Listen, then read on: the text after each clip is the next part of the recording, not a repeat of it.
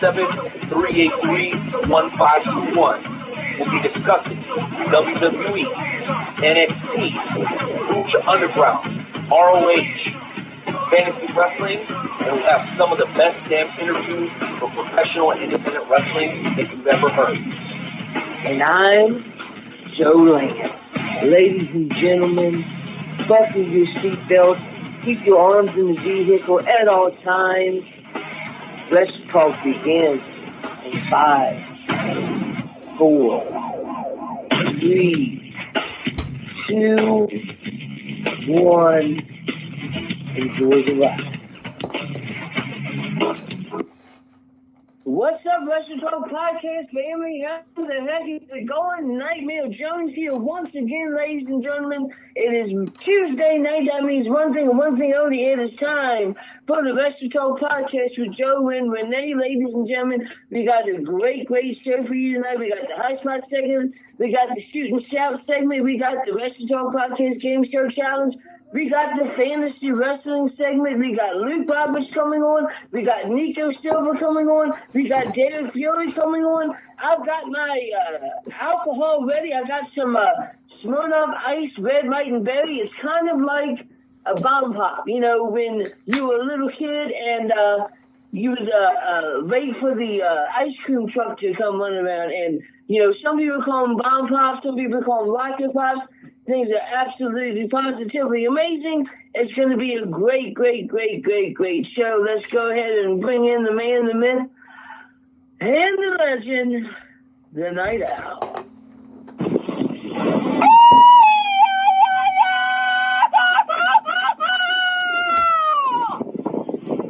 Que pasa, loyal members of the Wrestle Talk family. Welcome to episode 298 of the Wrestle Talk podcast. Quick roll call. Huge shout out to our man Brandon Buck. Call in early and we'll get you in today, bro. Marcus Smith back in the building. Back to the FWWC, man. I want to talk to you here in about an hour. Shout out to Big T the Paisan. Shout out to my man Johnny Rocco. I know you hit me up, bro. It's been a crazy day. I'm going to try to catch up with you after the show, if not tomorrow at the very latest. Much love to Matt Ward and also our boy Todd and Drew, who happens to be checking in from Topeka, Kansas, while he's watching AEW Dark. Thank you guys so much for being here. Jonesy, I'm ready to have a great show, man. We've got a lot of topics to cover. It seems like things are starting to get back to normal. So I want to know, for the fans out there, the listeners, the Wrestle Talk fam, what are you most looking forward to upon the reopening of our great nation? And what independent promotion are you going to go out and support and put your damn money where your mouth is? A lot of people are like, I want wrestling back. Well, you know what? Wrestling ain't 100% back yet, but when it is, we want to see your stinking ass out at some independent wrestling shows. Ain't that right, Jonesy? Absolutely. When wrestling starts back up, if you are a professional wrestling fan, if you want to support professional wrestlers, then by all means, go to an independent wrestling show. And you know what? It was funny. I go on TikTok quite a bit, and there was this lady that was doing a TikTok live, and she was talking about how all of the proceeds from her getting these gifts were going to go to Zack Ryder and Rusev. And I was thinking to myself, Zack Ryder and Rusev, why do they need any type of charity money? Give it to some independent wrestlers. Why would you give it to somebody that's making money in the WWE? I understand that they got released, but at the same time, it's they're doing good.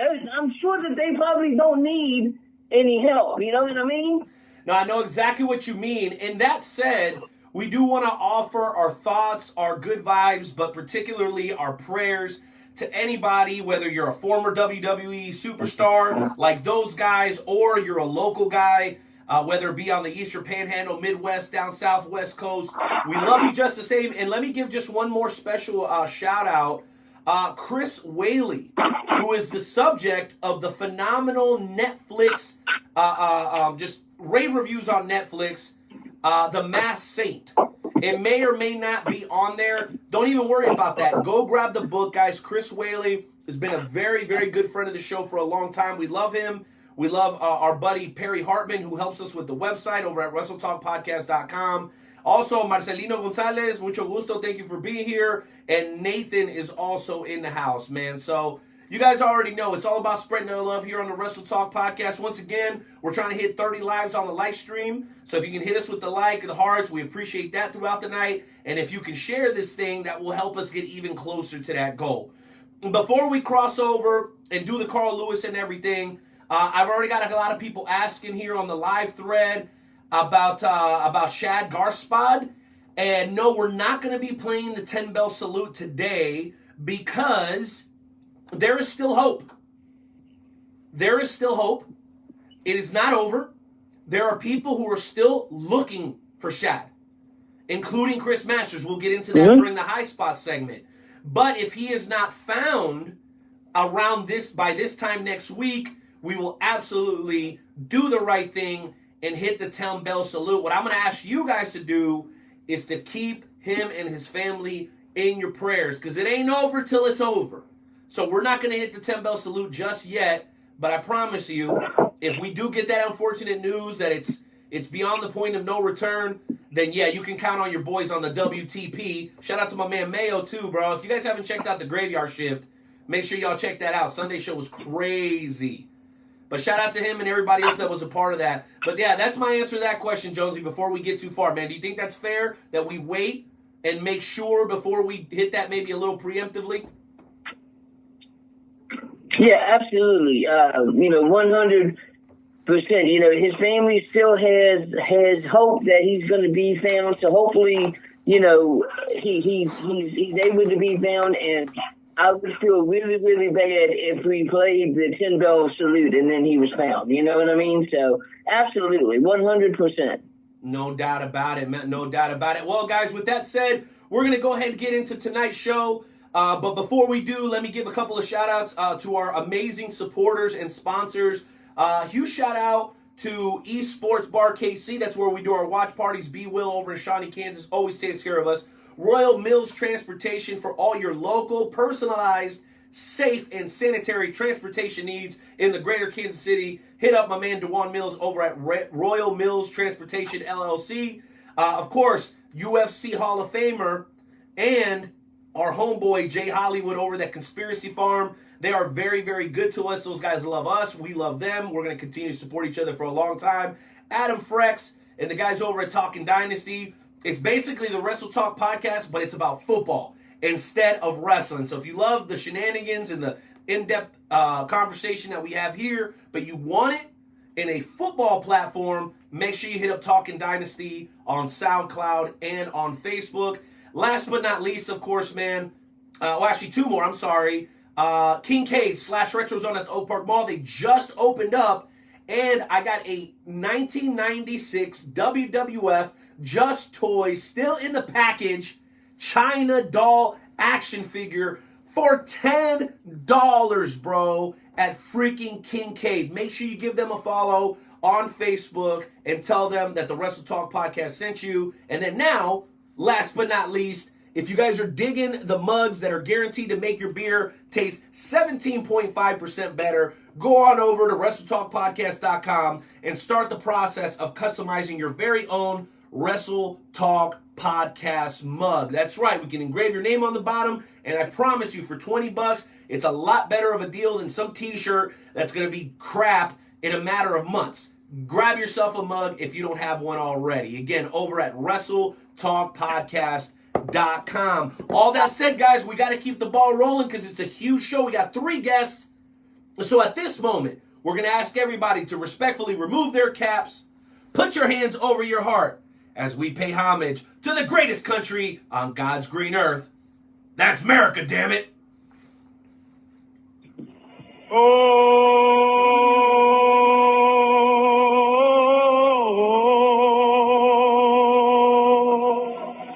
Oh, say, can you see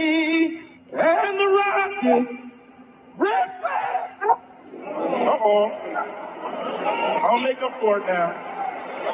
For the land of the free. Brings a tear to my eye every single time. And so, Timmy, hit that music for the high spot. Let's go.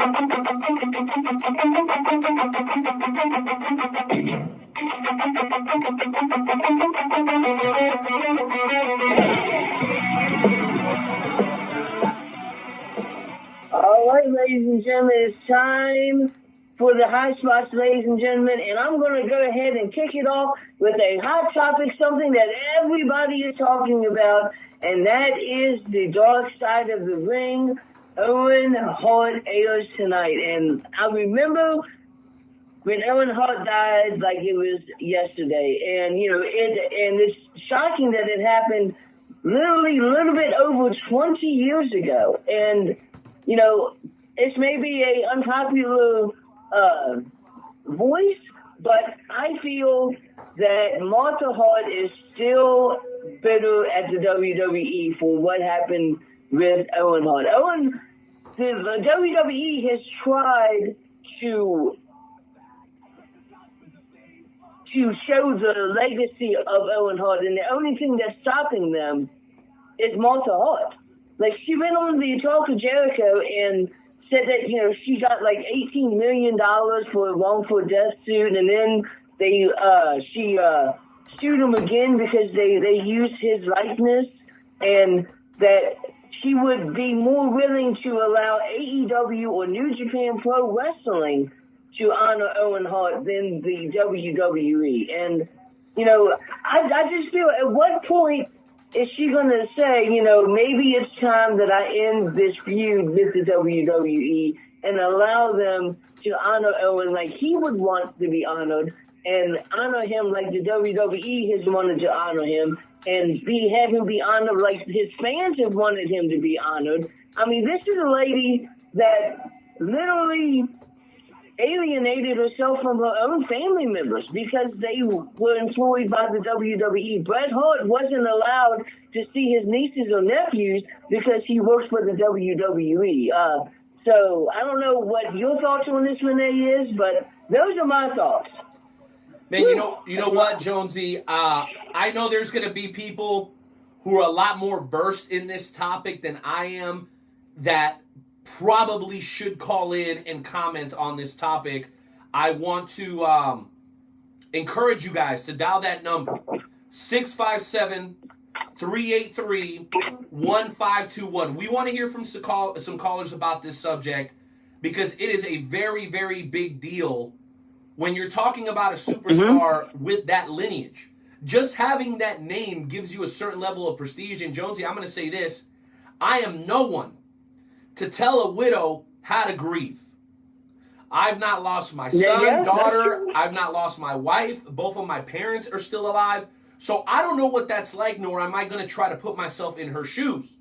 What I would tell you, just strictly from a business perspective, where I would be apprehensive, and I get it. We want to see him honored. We want to see him in the Hall of Fame. We want to see the WWE style documentaries like what they're doing with Undertaker and all this sort of stuff, right? We want to see all this never before seen footage.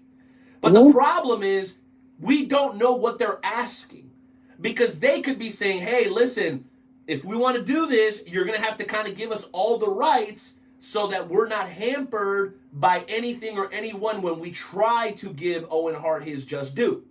We all know that one of the reasons that people get real upset with WWE, especially from a talent's perspective, is how hung up on they are on keeping people's names and not giving people the right to use nicknames and different things like that. So, again, I don't know the ins and outs of it from a legal side, but what I can tell you is I would never try to make myself feel, even as a commentator on the sport, like I could speak on what it's like to be a grieving widow, especially under those circumstances. And personally speaking, I thought Owen was kind of getting the shaft while he was alive with the company. Because I've had people that are more knowledgeable in wrestling than me tell me, hey, if you really take a close look at it, Owen was better than Bret. They just put the jetpack on the back of Bret Hart, and that's why he is who he is today.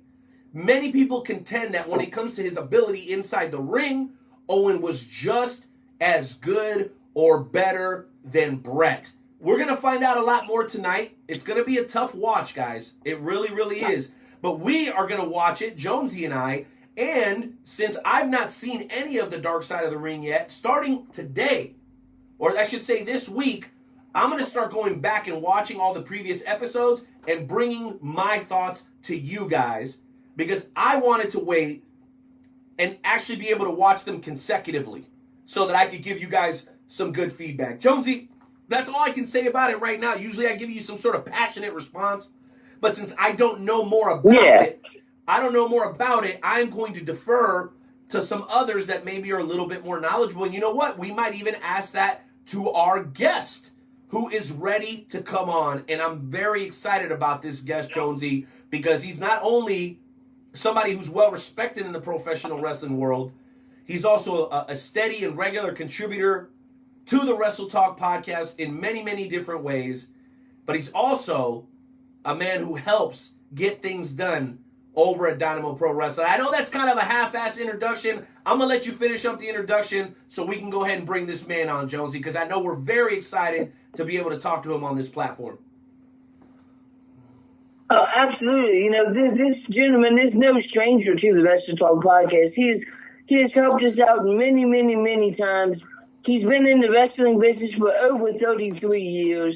Ladies and gentlemen, it's our honor and privilege to bring on the man, the myth, the legend, Luke Skywalker Roberts.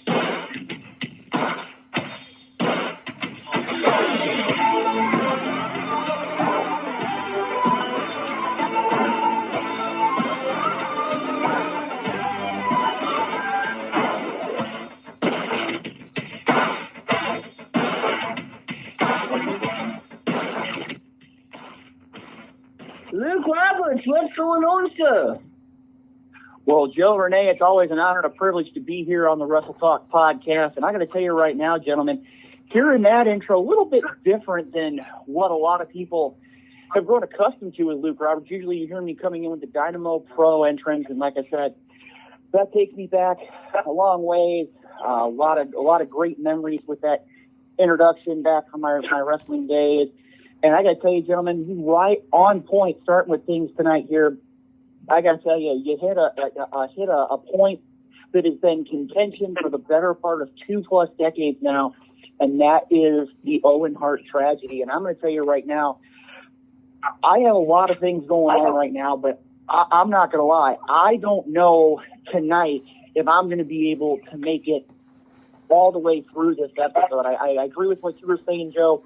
Listening to Talk is Jericho and hearing Dr. Martha Hart talking about everything that was going on regarding the life and the legacy of Owen Hart, I remember looking at it, and Renee, you mentioned something about it earlier. You mentioned the idea about one of the things you're going to look forward to when this COVID-19 pandemic starts to kind of phase itself out, and that is professional wrestling. It's not because I'm a media relations director for Dynamo Pro. It's because I'm a professional wrestling fan, and I can remember very vividly Over the Edge 1999 and watching and just hearing the collective gasp, not necessarily in the crowd, but hearing the gasp from the wrestling community, because Owen Hart did a lot for professional wrestling, and a lot of people said that at times Owen Hart was probably the superior Hart in WWE. Bret was cannot take anything away from him. He's a Hall of Fame wrestler. Best there is, best there was, best there ever will be inside the squared circle. And a lot of people would agree with you on that. But one thing that I think that Owen had was that idea of being able to have, to me, he struck me having a little more of that free-flowing personality. The one, you hear all the stories about the jokes and the pranks that Owen Hart would play. But, I mean, there's one thing that was consistent is the man across the world, whether it was Japan, Germany, Mexico, you name it, Owen Hart was considered a true professional inside the professional wrestling ring. And I got to tell you, if you haven't watched Dark Side of the Ring, as soon as you get done tonight with the Wrestle Talk podcast, you need to make it a point. Check him out on Vice. It's going to be a phenomenal story here tonight.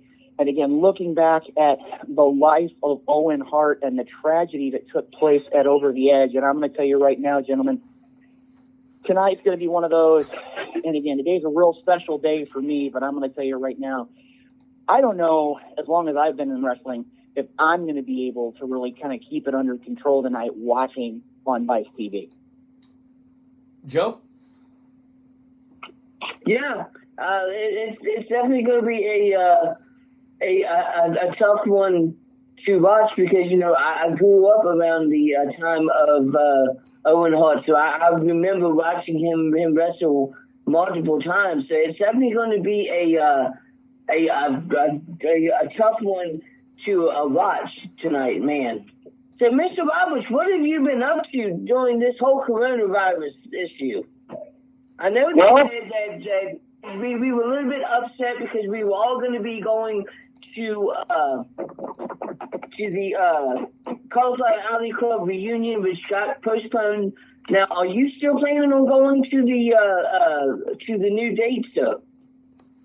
Well, Joe, I'm going to tell you right now, a lot of people were looking forward to this year's Cauliflower Alley Club, and like you said, it has been postponed to September. Make it a point, caulifloweralleyclub.org.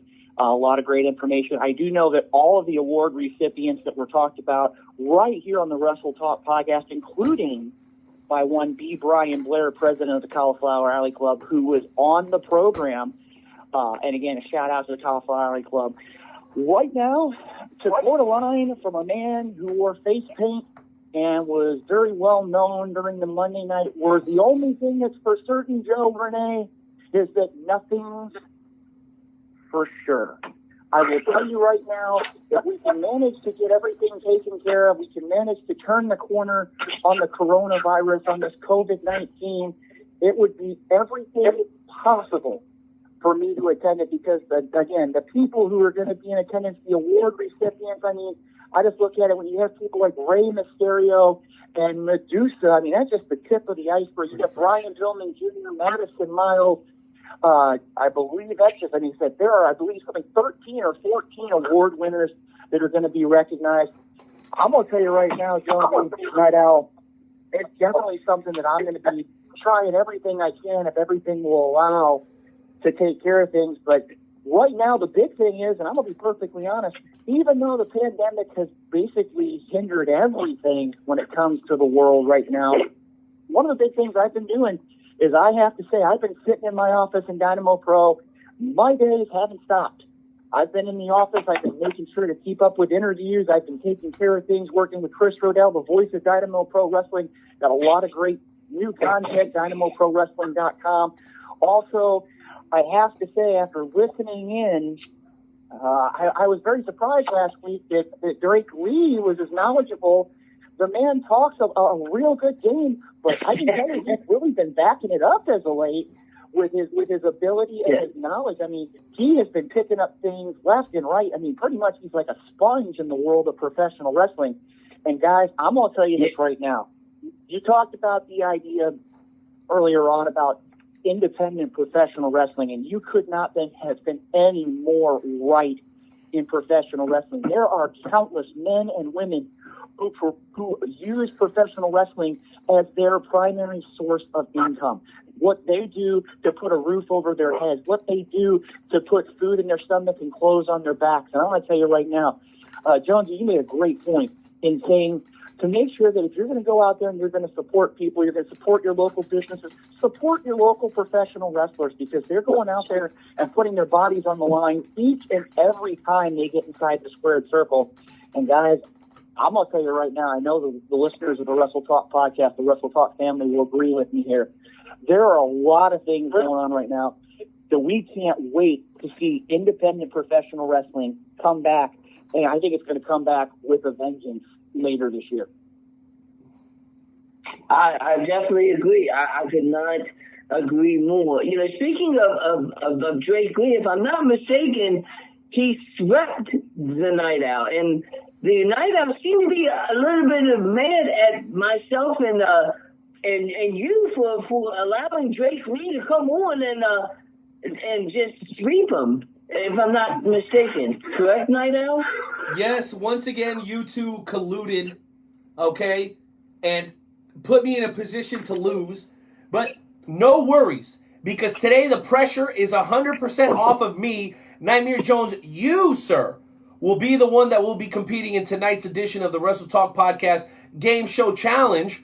And you're going to be competing against one of the very best in the business. You guys know we got some great guests lined up tonight. I mean, we're talking to Luke. We got Nico coming up next. But then, of course, we also got Derrik Fury coming up in the second hour, man, representing St. Paul, Minnesota. I was just in Minnesota last week. Derrik Fury is going to put you in your place, Nightmare Jones, so you better be ready. So, you said I was going against the best in the business. You didn't tell me we were going to have the snitch one tonight. I said one of the best in the business. And how dare you even bring him up? What is wrong with you, Nightmare Jones?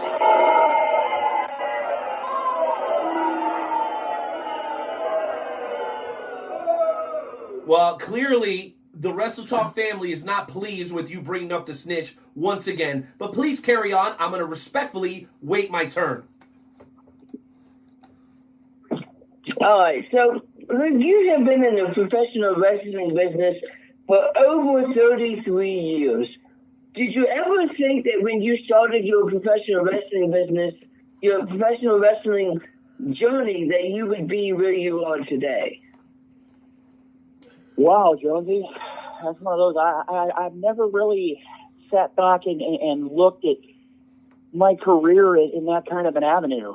To give you an idea, when I first started back many, many years ago, and I know I've talked with you and I've talked with the Night Owl off the air about this. When I first got in the wrestling business, most people always say they got into wrestling at 17, 18, 19. You hear the stories of the DDPs of the world who don't get into professional wrestling until their mid-30s. I was fortunate enough to get involved with professional wrestling at the age of 10. I was sitting there, I was running sound, I was helping with programs, I was running ring jackets, I was doing all the things to get my foot in the door. And I'll tell you right now, if you look at the man of Luke Roberts who first got back into the ring, and this is going to be kind of taking the Wayback Machine here, the first time I got in the ring was in March of 1995. And to sit there and look at things now, and kind of come full circle, I got to tell you, Jonesy, this is one of those topics that if you were to tell me that I would still be involved in professional wrestling 33 years later and seeing this next generation of wrestlers, I mean, not just here in the St. Louis area, but throughout the country.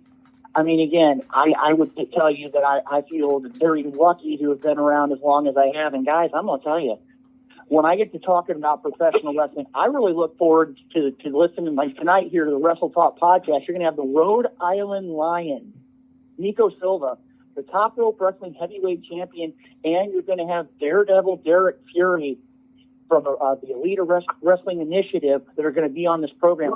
Those are the kind of competitors that I look forward to. They are people that you're going to see consistently as the next generation. And if I can do anything to help the next generation of professional wrestlers, then I would consider myself and my career to be very successful and complete. Wow, what a great answer. Great answer.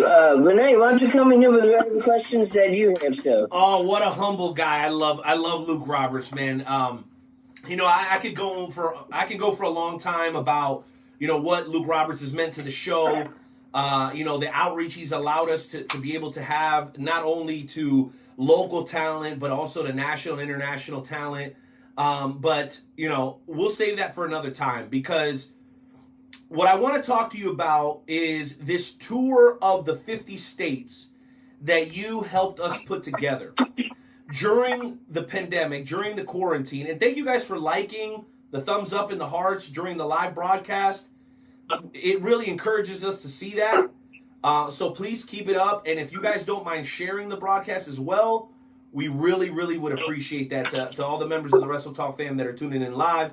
And if you're on the replay, we love you just the same. Leave us a rating, share a link to the show, and continue to support your boys over here at the WTP. But, Skywalker, I'm going to kind of dig into the well of your knowledge base because, again, as we do this tour of the 50 states, there are some people that immediately come to mind when you think of wrestling in the state of Missouri. We'll include parts of Southern Illinois as well in this conversation. Guys like Brian Kelly. Guys like Derek Stone. Harley Race. The list really goes on and on. You know, I think of some of the wonderful guests that Ben has joined us on the show here before. You know, Drew has been on the show before.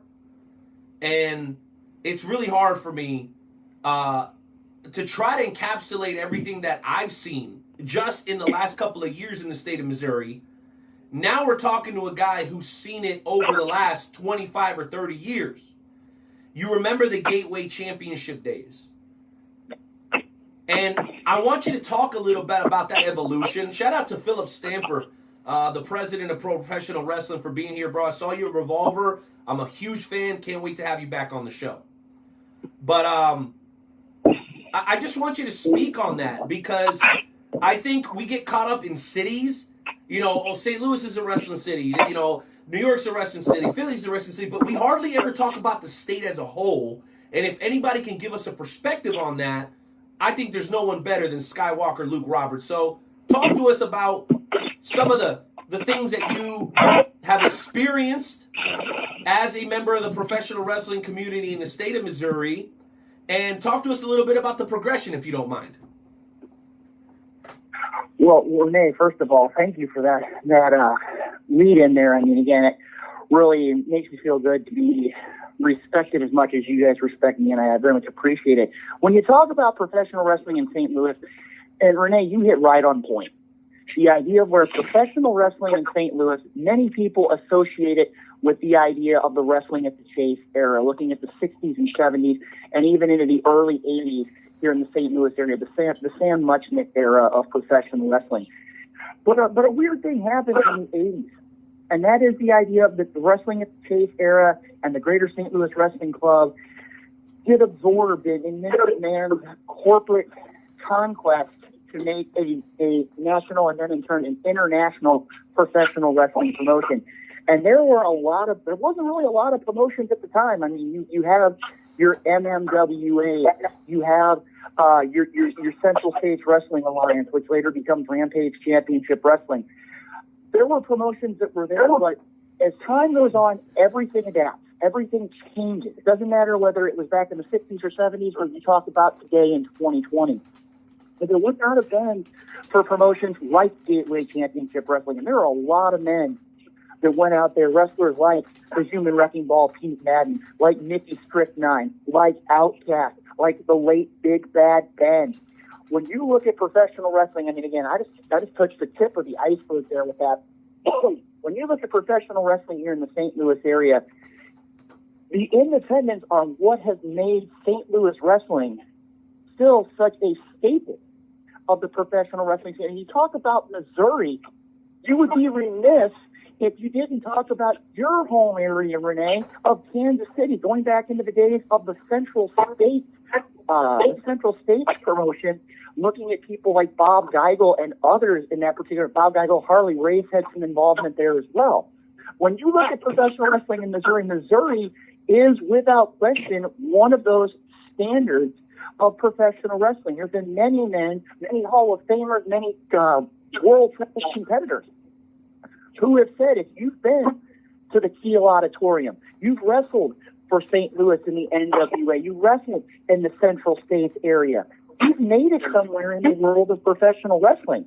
And I'll tell you right now, it's one of those things that makes me really, really thankful for all the things that professional wrestling has done for me, is seeing promotions like Dynamo Pro stepping up and being able to really capitalize on what fans want to see inside the square circle. And I'm going to show my age here a little bit.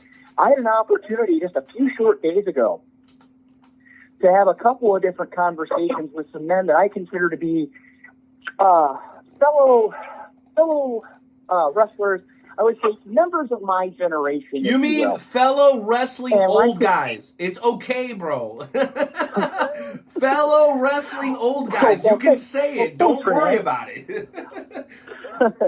Well, I look at it. I mean, one of them, matter of fact, I've talked to recently is a man who's been on the program here, Butch Fletcher, a man who's known a lot about the professional wrestling here in the St. Louis area. And there are several others who I really hope would get an opportunity one day down the road to be able to talk about professional wrestling here on the Wrestle Talk podcast. But there's a lot of people right now, Renee, Joe, that when you talk about St. Louis wrestling, you talk about places like New York, you talk about places like Texas, you talk about places like Florida and the Carolinas and Oregon and California. But when you look at professional wrestling, even today in 2020, you have to put St. Louis right up there. I got to tell you right now, you're going to put Missouri as a whole right up near the top because there are so many great wrestlers who've made who've cut their teeth in St. Louis and have made their journey to places like Ring of Honor, places like Impact Wrestling, places like MLW, places like the WWE, places like AEW, places like New Japan Pro Wrestling. There are a lot of wrestlers, both men and women, who have started here in St. Louis and made a huge name for themselves in professional wrestling. And that shows the heart, the dedication, the drive, and the history of wrestling in Missouri. And I'm going to tell you right now, if there's anybody that's even thought about wanting to become a professional wrestler or getting involved in professional wrestling, a lot of people want to say, "Oh, you have to go to the East Coast, or you got to go to the West Coast." I'm going to tell you right now, there are a lot of great places here in the Midwest that you can get into professional wrestling. And if you have a dream of living the life of a professional wrestler, the St. Louis area is definitely one of those places that would give you a great start in the world of professional wrestling. No question about it, and I think everybody honors and respects that. What I wanted to jump over to was, over the last 10 years or so, we've seen, and if one of you guys is on speakerphone, I'd be on the lookout for that because we're getting a lot of reverb. So just check your earpiece, make sure you're good. But anyway, so what I wanted to say is, how encouraging is it to you, Luke Roberts, to see wrestling not only in like Kansas City and St. Louis when we're talking about Missouri, but then we're also seeing wrestling in Eldon, New Breed Wrestling, right? We're seeing wrestling in Troy, Missouri, okay, with WLW. Is it cool for you? Even Cape Girardeau. Shout out to the CCW guys down south there who are also in the great state of Missouri. So I guess what I'm asking is, now that you've been in the business for so long, since the age of 10, do you feel like a sense of accomplishment? Like, hey, you know what? I was one of the guys that helped carry the baton.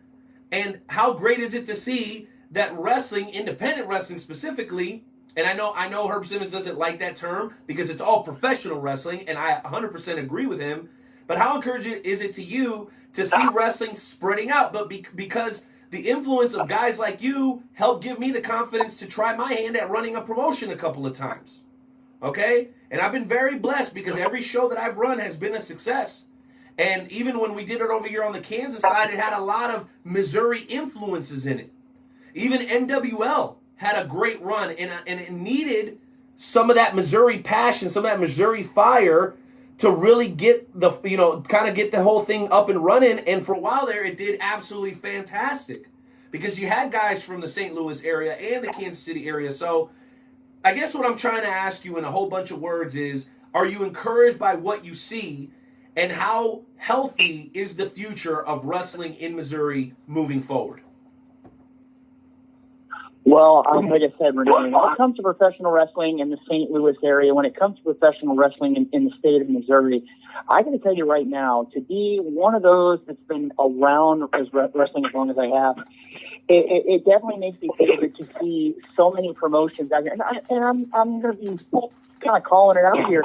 To me, I haven't seen this much good quality competition in the better part, I would dare say, going back to the idea of the territory days, because you have so many great promotions that step up each and every time. And I can agree with Herb Simmons to as you said earlier, I can agree with him There are a large quantity of great professional wrestlers who step inside the ring each and every time and give it their all inside the ring. And guys, I'm going to tell you, right now, things are looking pretty bleak. I mean, we haven't had wrestling now for a better part of 2 months here in the St. Louis area.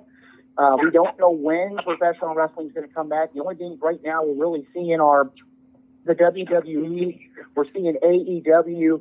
I mean, again, you've got promotions like New Japan, like Ring of Honor, who are basically having to sit on the sidelines and take care of things.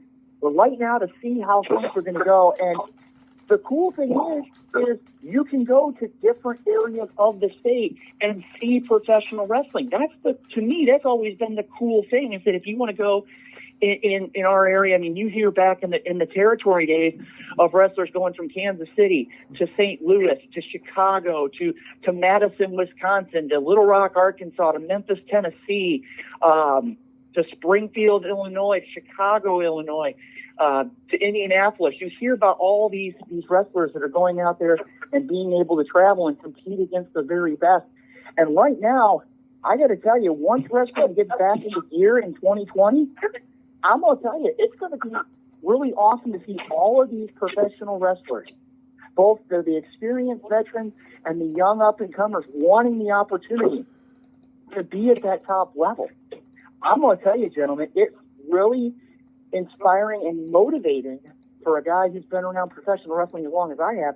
It's really motivating to see professional wrestling, hopefully to be able to flourish once again once the coronavirus is over, once everything is somewhat returning back to normal. And guys, I'm going to tell you right now, before we get too much farther along, when you talk about professional wrestling, not just in the St. Louis area, but you talk about professional wrestling across the country and across the world, not only is it the fans that put professional wrestling forward, it's great media outlets like the Wrestle podcast, who are having the opportunity to have professional wrestlers, not just from the St. Louis area, not just from their home areas, but these gentlemen are able to have professional wrestlers from across the planet who are able to stop by and be a part of this show. The Rhode Island, the Rhode Island Lion is coming up next. The Rhode Island Lion in just a couple of minutes. You're right, man. We're hitting all 50 states super hard. Look, you're right, man. We do try to cover a lot of ground, and not because, Joe's in West Virginia, I'm in Kansas City, but that doesn't limit the Wrestle Talk podcast, man. That's why we're able always to secure great guests, man. And like you said, it's one of those where when you sit there and look at it, and I got to give you guys a large amount of props for things too, because again, professional wrestling is not just in one particular area. The fans of professional wrestling are throughout the world, and the opportunity to hear from professional wrestlers, like tonight we have Nico Silva, the Rhode Island Lion, coming on in just a couple of minutes. We're going to have Daredevil Derrik Fury coming on the program later tonight, and I'm going to tell you, those that are listening to the Wrestle Talk podcast, and Renee talked about it very early on tonight, you're about ready to see a little bit of history coming up. Just in just a couple weeks, episode 300. That means 300 episodes of the Wrestle Talk podcast, talking to some of the greatest male and female wrestlers across this world. And guys, I'm going to tell you right now, the biggest thing, and you mentioned it at the top of the show, what are you looking forward the most to whenever things get going? It's professional wrestling. It's not because it's going to give me an opportunity to do my job in more detail and more completely. It's because when I first got into professional wrestling all those years ago, I was a fan. And to this day, I am proud to say I am still a fan of professional wrestling. And I'll tell you right now, as we're going to see here, I think that professional wrestling, right now, things are struggling. I mean, everything right now is struggling in the world with everything related to the COVID-19. But I'm going to tell you right now, because of fans, because of media outlets like the Wrestle Talk podcast, outlets like our good friends over at the Attitude of Aggression podcast, our good friends over at Pro Wrestling Opinions, a part of Intermission, there are a lot of great professional wrestling programs that are showcasing professional wrestlers on all levels. And that's the big thing. The one thing I think that's going to continue to make professional wrestling thrive, especially once we get out of the COVID-19 situation, is going to be all the great fans. And not only do they start at the shows, they also listen to programs like the Wrestle Talk podcast. And guys, I'm going to tell you right now, Tonight, it's been great talking with you. It's been an awesome time, and I'm going to tell you right now, tonight's guest, I had an opportunity to talk. I traveled the country. I've been to a lot of different promotions. I'm going to tell you, both of these men have been looking forward to being on the Wrestle Talk podcast, and I'm going to tell you guys, tonight is going to be a great show. Make sure you're checking out that Facebook Live feed, making sure you're checking things out, putting those hearts, putting those thumbs up, letting people know what's here, because tonight, just like you always are, you're going to get a great pro wrestling experience right here on the Wrestle Talk podcast. Wow, man. Well, Luke Roberts always knows how to put a button on a great performance. But we're not going to let you get away just yet, because I got one last question, because I want to continue to hear that fire and passion come out of you, man. I know how excited you are and how absolutely ecstatic you always are when you have an opportunity to do anything revolving around the world of pro wrestling. But before I do that and ask my final question, I want to give a big shout out to Keith Smith Sr., who is here watching the show. This man is a legend. His son is an absolutely amazing talent. I cannot wait till SICW's back. Man, I've had a chance to see Junior in action, and I've had a chance to speak to Keith Smith Sr., and I've always had nothing but love and respect, and the fact that we got a guy like that just watching and tuning into the show, I mean, what can I say, man? It's a testament to all the hard work that we've all done, including yourself, Luke Roberts, as a part of our media department, heading that up and helping us secure great guests and with the press releases and all that. So I guess here's my final question, and folks are watching from all over the country and listening from all over the world. So let me ask you this. So a couple of weeks ago, some comedian, some jackass named Tom Segura had some things to say about the sport that you and I both know and love. And I don't have to tell you what he said. I'm sure you're well aware. Well, I wanted to update that story by saying this. Not all comedians are jackasses. And if you need further evidence of that fact, don't watch Tom Segura. Watch Joe Rogan's latest episode featuring Patton Oswalt, ladies and gentlemen. That's right. Patton Oswalt comes to the defense of pro wrestling and its fans. So if you haven't done so already, make sure y'all show Patton Oswalt some love, because he showed up and stood up for professional wrestling. Luke Roberts, I know you've been doing this for a long time. There's definitely something in your heart that speaks the language of professional wrestling. Were you pissed off when you heard those comments? And how encouraging is it to hear somebody in Hollywood actually stand up for pro wrestling for once? Well, first of all, I got to tell you right now, when you mentioned the names like the Keith Smith Seniors and the Keith Smith Juniors, I got to tell you right now, a true story. When I first got into professional wrestling, as Keith Smith Jr. always talks about, he talks about being third generation. I feel very fortunate in the fact that I had the opportunity near the tail end of his career to see the original, the patriarch, Ed Smith, being on commentary. And again, to see those kinds of things going on when you look at the lineage of Ed Smith, Keith Smith Sr., Keith Smith Jr., that is one of those things that really drives home professional wrestling, as you can see the evolution of professional wrestling here in the St. Louis area. But when you talk about people who want to talk trash about professional wrestling, they want to say, oh, this, that, and the whatnot. I've always been of a mindset, and put it real simple. If you have not been inside the ring, if you have not competed, if you have not gone out there and put your heart, body, and soul on the line each and every time you get in the ring, you really don't have a place. Shut your mouth. Talking much of anything. I mean, again, it's one of those where I have seen men and women both who've had everything from broken fingers to broken necks. I've seen people blow out knees. I've seen people destroy shoulders. I've seen people who've had to have neck fusions done because of their love of professional wrestling. That drive, that focus on being in the ring. And I'm going to tell you right now, when it comes to professional wrestling, there are a lot of people that want to make jokes, that want to make commentaries about what's going on. To me, I've always been one of those, and I feel very fortunate that in 33 years, I've had my bumps, I've had my bruises, I've had some issues that I've had to take care of over the course of my time in professional wrestling. but it's because I've done what I love to do. And when you sit there and you talk to a lot of professional wrestlers, not just in Dynamo Pro, but wrestlers that have been in the ring for any amount of time, they're going to tell you that you're going to go out there and you've got to leave it all inside the ring. And I'm going to tell you right now, you talk about this gentleman you're talking about on the positive side. You talk about people like another one that pops into my head is Gabriel Iglesias. He talks about how he thoroughly enjoys professional wrestling as well.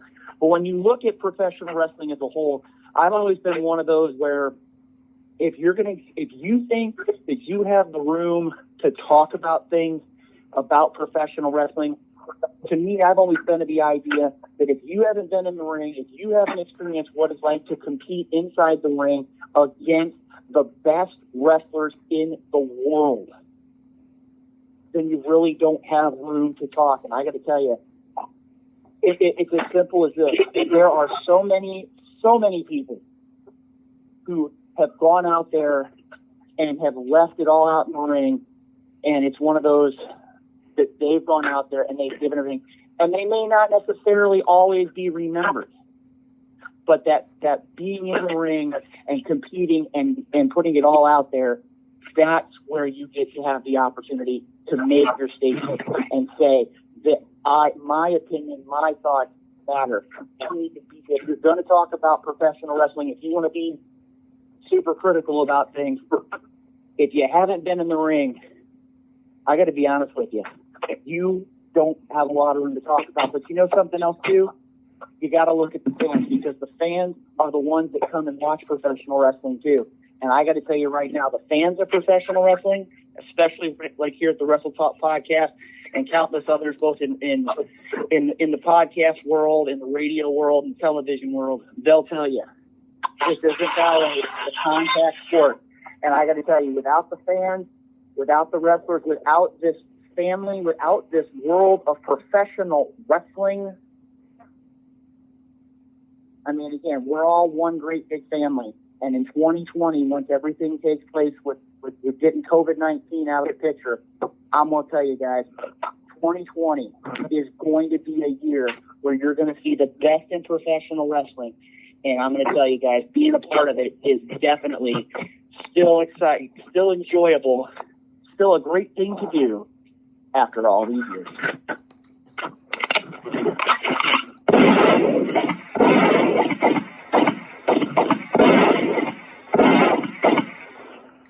Ladies and gentlemen, the one and only Luke Skywalker Roberts. An absolutely beautiful performance, a 5-star performance, gosh darn it, if I do say so myself. Nightmare Jones, any final thoughts for Luke Roberts before we let him go and bring on the Rhode Island Lion, Nico Silva? I can't wait to talk to this guy, man. I'm so excited. But any final thoughts for Luke Roberts, man?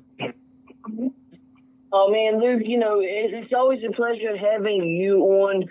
You've done more for the Wrestle Talk podcast than a lot of people realize, and we thank you for that. You know, you are a part of the podcast, and, you know, we wouldn't have it any other way, 100%. So thank you, sir. Yeah, thank you, Rob. Thank you very much, man. Any final thoughts? Well, I'm going to tell you right now, guys, again, it's always an honor and a privilege to be here. And again, the friendship that we've had over the last couple of years has really been one of those things I feel very fortunate to have. And I got to tell you, Joe, you talked about it very early. You need to make sure you support your professional wrestling. Like I said, right now, things are tough, but support professional wrestling all across this great country and across the world, because there are so many men and women who are going out there and doing their best. Guys, I'm going to tell you right now, in a rare, first time I think in all the years I've known you, I'm going to tell you, usually a lot of times I go back to the office after my interview. I'm going to tell you right now, I'm going to go out and I'm going to do something. As soon as I leave here, I'm going to go back into my office. I'm going to have an opportunity to listen to these interviews tonight. I'm really looking forward to hearing from both of these gentlemen, Rhode Island Lion, Nico Silva, and Daredevil, Derrik Fury. I'm going to tell you right now, I'm going to go back in my office, and I'm going to break one of my normal rules, and that is I'm going to go have a piece of birthday cake, and I'm going to enjoy listening to the rest of tonight's episode of the Wrestle Talk podcast right here at WrestleTalkPodcast.com. Make sure you're putting those Facebooks, those likes, and those thumbs up and those hearts out there. Let everybody know, because there's a lot of great things to come right here on the Wrestle Talk Podcast. Thank you for having me tonight, gentlemen. Woo! And by the way, don't think we forgot, bro. Happy birthday, Luke Roberts, bro. We love you, brother. Drink a beer, too.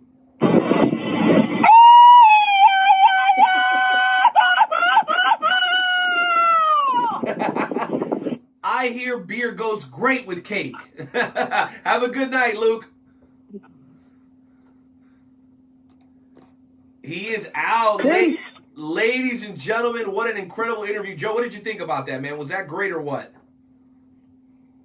Oh, absolutely. Anytime Luke Roberts comes onto the podcast, you know it's going to be a great time. He's very, very, very knowledgeable, you know, and we go right from Luke Roberts to Nico Silva. So why don't you go ahead and introduce Nico for us? Well, you got it, man. And you heard Luke Roberts mention it. You're talking about the Top Rope Promotions heavyweight champion, man. This dude is not only a badass inside the square circle, man. He can legitimately take your ass out with some Brazilian jiu-jitsu. I can see it in the name. I know that he's got some of those ties back to Brazil. I grew up in South Florida, so some of my very best friends growing up were Brazilian, and I know how hardworking and dedicated their whole culture is, man, when it comes to pretty much anything they do, but particularly when it comes to athletics and sports, dude. So as we continue our tour of the United States, we try to hit all 50 states. We had to hit the great state of Rhode Island, and we figured who better to bring on than the Lion of Rhode Island himself, the one and only first-time guest on the Wrestle Talk podcast for episode 298. Ladies and gentlemen, welcome in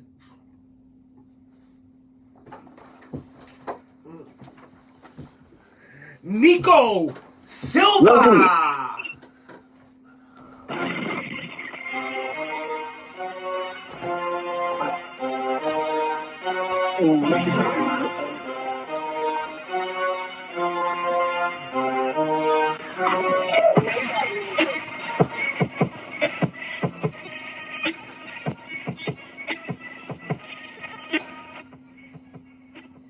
Nico, what's going on, sir? Welcome to the podcast.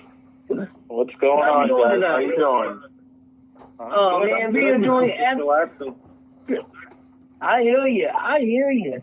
So, what has Nico been doing since this whole coronavirus has been going on? Well, I've just been home with my family. You know, I got 3 beautiful kids, so I got 2 of them are in school right now, so I'm chasing them around, trying to get them to do their schoolwork, and then wake up early, work out, and then chase my kids around, be a dad. Hell yeah. I hear you. I hear you. So, It's been wild. you began your training at the Lockup Pro Wrestling Academy under a guy that a lot of people know as Spike Dudley. What was it like being trained by Spike Dudley?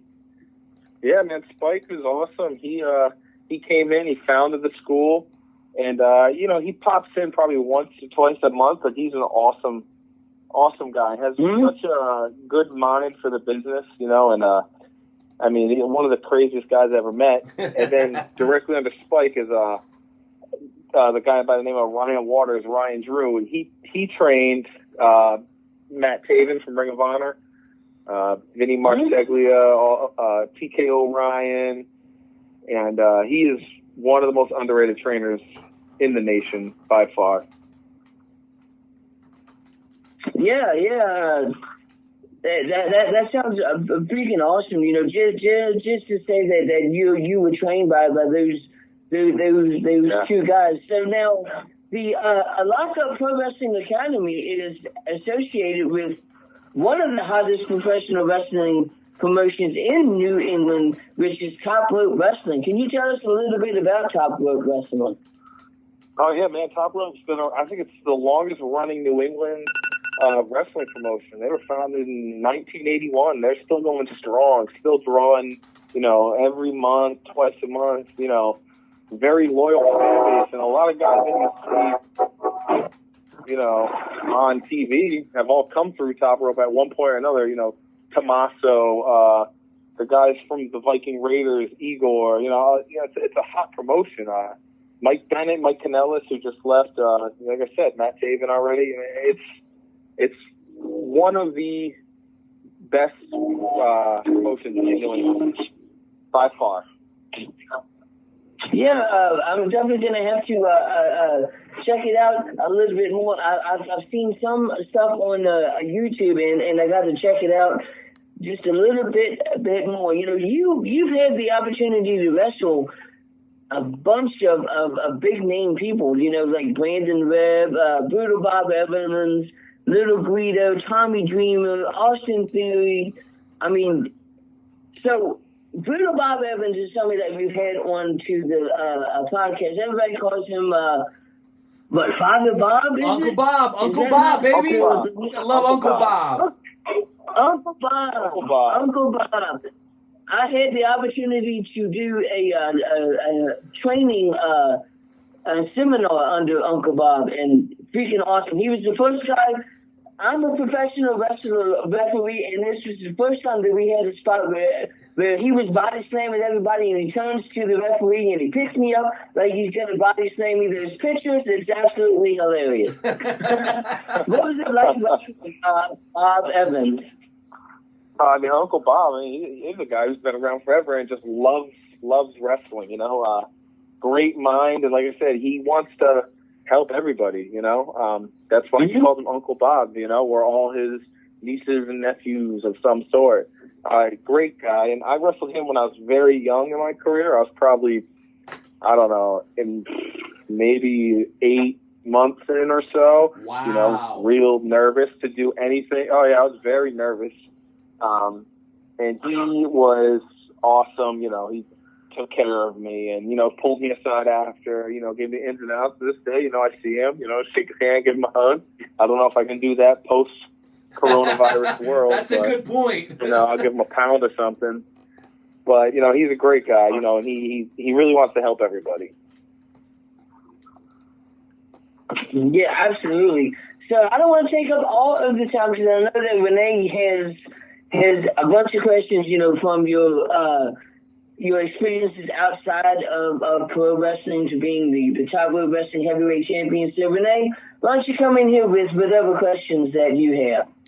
No doubt about it. Well, the first thing I wanted to talk to you about, man, is another promotion that you've spent some time at. A lot of people are familiar with Limitless. You've had a chance to do some work over there as well. Can you talk to us a little bit about working with Limitless and how your experience was over there? Oh man, that place. I know it's not a gem anymore, but it really is because it's like way up in Maine, in the middle of nowhere. But man, the energy, that building, and the camaraderie in the locker room is just it's amazing. It's probably one of the most special things I've ever been a part of. Everybody wants everyone to go out there and kill it, and the fans, man. The show I was on, the main event was a steel cage match, and something happened. The steel cage starts falling apart.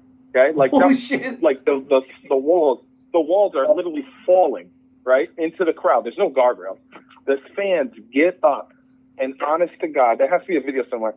They put their hands and they hold the steel cage in place for the rest of the 25, 30-minute match.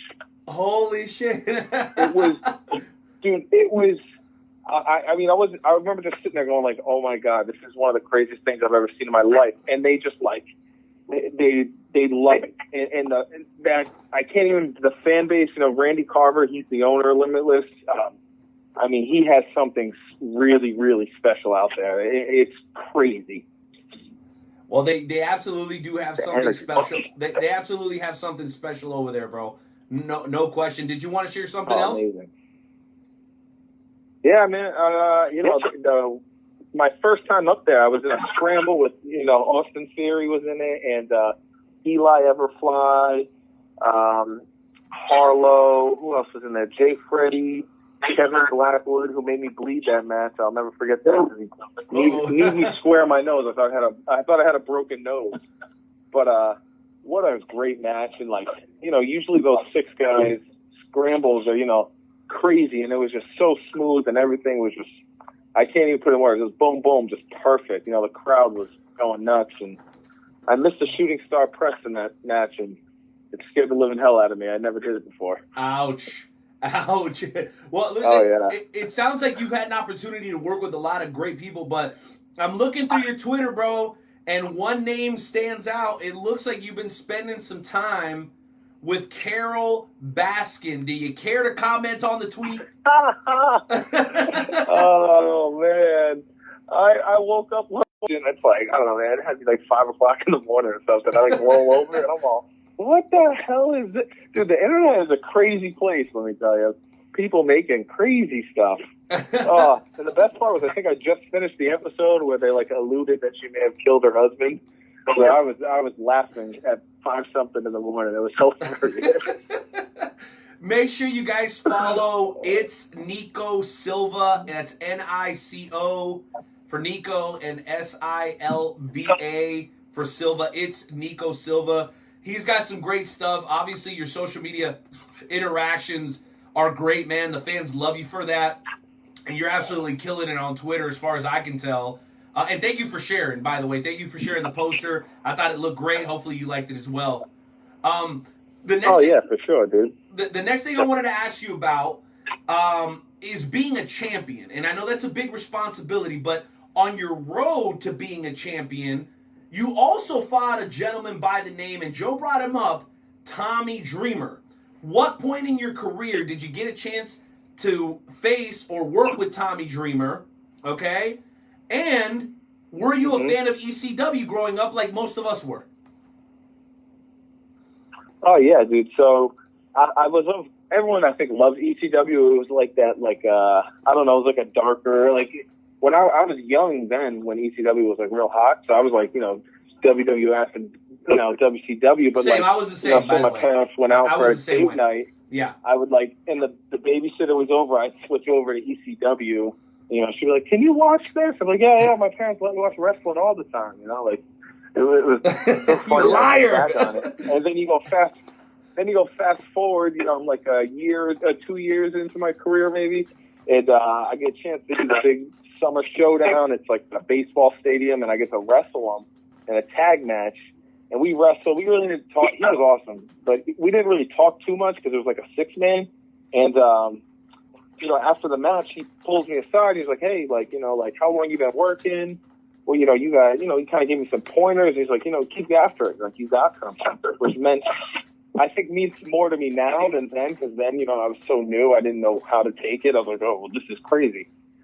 And fast forward, I saw him on a couple more shows, and I didn't know if he remembered me, but I was like, "Hey, man, we wrestled a while back. He gave me some pointers and told me, how to find myself." And he remembered me. He's like, "Oh, of course I do. It was a stadium show." He remembered right away, shook my hand and was like, "I'm glad that worked out for you," which I was surprised because it's fresh. You hear about some of these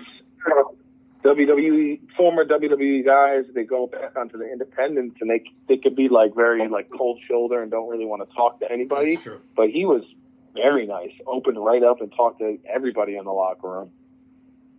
Well, you definitely took some notes, man. I know we were a little bit late to getting started during your interview. I was like, man, hopefully we didn't piss Nico off, but clearly you've learned from your vets, man. You know how it is. It's show business, is live radio, and I appreciate your patience. I want to make sure I said that publicly. Jonesy, I don't want to be selfish, bro, because I got a couple more questions, but I want you to jump back in here, man, because I know you were excited for the opportunity, just like I was, to talk to Nico.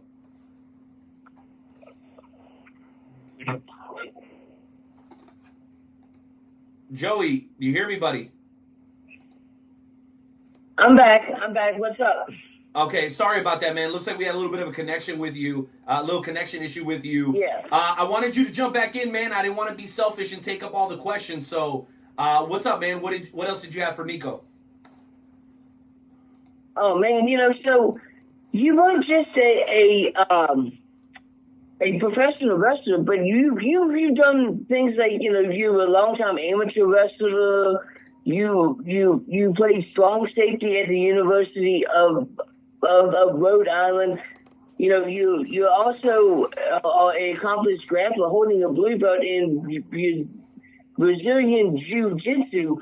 With all those accomplishments, why did you choose professional wrestling above all of them? That's a great question. That's a very good question. You know, I mean, I don't know. So, I don't know. That's a great question. I'll tell you. So, I loved football my whole life, right? Like, I grew up, you know, I loved professional wrestling, and I played football, and then I got to high school, and then, like, I stopped watching wrestling and, like, got more focused on sports, like football, because I was really good at football at the time, and chasing after girls, obviously, you know, 14, 15 in high school. So, like, my focus from professional wrestling definitely just faded. And then probably my senior year in college, so a good friend of mine, he was deployed in Afghanistan, and he had come back, and he had said, hey, since I was out there, I was watching a bunch of wrestling. So I went over to his house to hang out, and he put wrestling on. And that was when, like, CM Punk was, like, real hot at the time. Right. And we started watching. I'm like, damn, this he's pretty good. Like, the independence he's talking about and all this stuff. And it kind of got me back into it. And I started going to a couple independent shows. And as I'm watching, I'm like, I feel like I could do this, you know. And after, you know, I graduated, I had that itch to wrestle. And I went over to jiu-jitsu because that was, like, the closest thing I could find to wrestling. And then one day, man, I was on Facebook, and I saw a Facebook ad for the Lock Up Wrestling Academy, and I went in. There was 30 guys. It was a free open house. 30 guys went there, and I'm the only one from that 30 who stuck with it. 1 out of 30. Wow. That's freaking. That's dedication. I told you about the Brazilians and the jiu-jitsu, and I told you they got a work ethic like you wouldn't believe, Joe. I told you that. Absolutely, that is absolutely incredible. All right, so Renee, if you have any more questions, go ahead and shoot them. So, you got it. Well, Nico, I want to hit you with this last question, man. And I appreciate your time, bro. You've been an absolutely fantastic guest. So, as the top rope champion, I know everybody wants to be at the top, right? Everybody says, "Hey, I'm getting into this to be the best," but only a select few get a chance to hold the top spot in any given promotion regardless of size. And even in the smaller ones, I think everybody thinks they should be booked a little bit higher than what they actually are. You being a guy that is a perpetual top guy, that is treated as one of the upper echelon on pretty much any roster that you're ever on, talk to us about that level of responsibility. Because it's one thing to be, to earn that opportunity and then to own it and have it, but it's another thing to be able to sustain it. And you, obviously, with your physique, with your connection to the fans, with your dedication to your social media, obviously you're a family man too, so you probably got a regular job just like the most of us too. What do you think separates guys like you that are regularly at the top, or I should say on the headline of a card, to a guy who's maybe somewhere in the middle? Is there words of encouragement? Is there something specific that you think creates that separation? I'm not asking you to brag or anything, but I think that people need to understand that it's one thing to say that you want to be a top guy, and then there's another thing to act like you want to be a top guy. And clearly, my friend, you act like you want and believe that you should be a top guy. Can you speak on that for us? Yeah, man. I mean, I think you gotta keep grinding, right? Like, you just grind. Like you said, everybody wants to get there, but sometimes a lot of guys don't want to put in the work to get there. Whether it's getting up and working out to look good, to be in wrestling shape, to getting to wrestling training. You see often on the independent level, these guys guys learn how to have wrestling matches and how to go out there, and then they just stop going to wrestling training. But like, I've been wrestling for almost 5 years now, and I still go to training every week. And it's making that dedication and that sacrifice just to make yourself become the best. And I don't even think I'm the best. I don't brag. I'm very humble, and I don't think I'm the best, but I try to keep grinding so I can be the best. And it's something that I'm a big believer in. Actions speak louder than words, and I want to. And now that I'm, the champion and a leader, if you will, I want to show people, like, hey, just because I'm at the top, I'm not getting comfy. I'm not getting fat, just hanging around. you know, I get up every morning, I work out. Even in this coronavirus world, I went out and I wake up in the morning, I work out in my garage, you know, and we still have virtual wrestling trainings where we all log into Zoom and we watch an old match and critique and see how things are done. You know, I think it's one thing of wanting to be the top guy, but the grind and the sacrifices that you got to do to become the top guy is the things that a lot of people don't want to do. You know, it's tough, especially being a family man.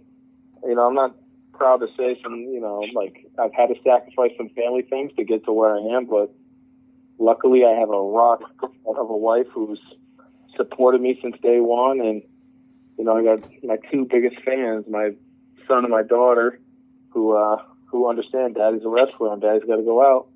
And they like hold my championship belt when I come home from shows. Man, God is good, baby. That's all I got to say, man. You obviously got the whole package, Nico, man, and we want you to continue to grind. I'm glad that even though I know you boys aren't able to get back and do in the squared circle and do what you love to do, that we could create a platform to give you guys an opportunity to just be yourselves, man. Let people know what you're doing. You know, we're so spoiled. We have the opportunity to follow your career, even though we've never actually seen you live. And I would encourage, again, everybody to do that. That's at Nico Silva on Twitter. I'm sure you can find him on Facebook. It's not that difficult.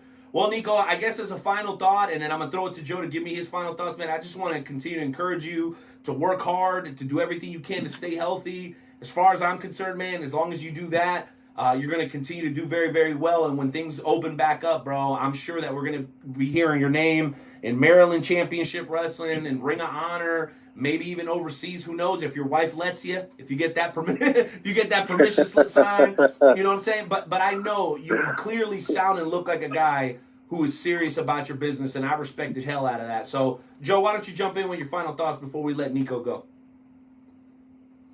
Absolutely. Before I do that, I do have some breaking news. So, Anton, let me go and hit that real quick. Now, usually I do this during the hotspot segment, but because we have Nico, you know, we got to get his thoughts. So the former reigning and defending World Wrestling Entertainment Champion Brock Lesnar announced today that he has signed an extension to his WWE contract that would require him to wrestle at least and at most 0 matches in the next 3 years. That's right, he signed a contract for 0 matches in the next 3 years. Lesnar's announcement comes after the reports that the WWE is going to put the title back on Brock Lesnar before he starts his new 3-year contract of wrestling at least 0 matches in the WWE. Now, that came from Kayfabe News, and the funniest part about it is that somebody put that on Facebook, and people literally believed that he had signed this contract for 0 matches for the next 3 years. Nico, your thoughts? Oh, man, that's funny, man. The internet, dude. The internet is a crazy place. Hey, Nico's like, I need a contract like that. Nico, you want a contract like that? Yeah, that sounds cake. That sounds cake right there, huh? You know, I don't feel like working today, Vince. So, you know, my contract says 0 matches for 3 years. That's too funny. That's good shit, man. Well, hey, we're glad you had a good time, Nico. Joe, great timing on that Kayfabe news story. We're going to keep it going. And obviously, you know, the momentum is good so far this evening. But I would be remiss if I didn't thank Luke Roberts and Nico Silva so far for making this show absolutely awesome. Nico, any final thoughts for the listeners, man? How they can follow you on social, or maybe what they should be on the lookout next? Maybe a great match that you might recommend on YouTube? Go ahead and give us your parting shot. Yeah, man, you know, guys, just follow me. Twitter, it's Nico Silva. Instagram, which I'm way better on Instagram than Twitter. Nico Silva Wrestle. I just feel like posting pictures and videos is easier than just saying random words. Fair. And, you know, one of my favorite matches, you guys had him on before, Channing Thomas, a couple weeks ago. I had a 2 out of 3 falls match with him that I really enjoyed. I love Channing. He's a great guy, you know. He's one of those guys that's just like, we have chemistry. We step in the ring and boom, boom, boom. Like, we feel it. It just feels good. So definitely check out that match. 2 out of 3 falls. Nico Silva versus Channing Thomas. go follow me and, man, support everybody on the indies, not just myself, you know? A lot of independent wrestlers out there would love your support. Wrestling's bigger than just WWE. That is for sure. Amen to that. Great work. Repping Rhode Island, repping New England. Man, absolutely phenomenal job, Nico. I cannot wait to make my way over to the Eastern Panhandle and make that drive up and see you perform sometime in 2021, man. You stay blessed. You take care of yourself, bro, and promise us you won't be a stranger. I will not, guys. Thank you for having me. I really appreciate it. Peace, brother. Absolutely. You have a good one. Wow. What do you think, Jonesy? Was that freaking fire or was that fire? That was definitely fire. Cool. All right, we'll take us a break, bro. We're going to go ahead and take a break. We will be back in 2 minutes and 15 seconds with the Wrestle Talk Podcast with Joe and Renee.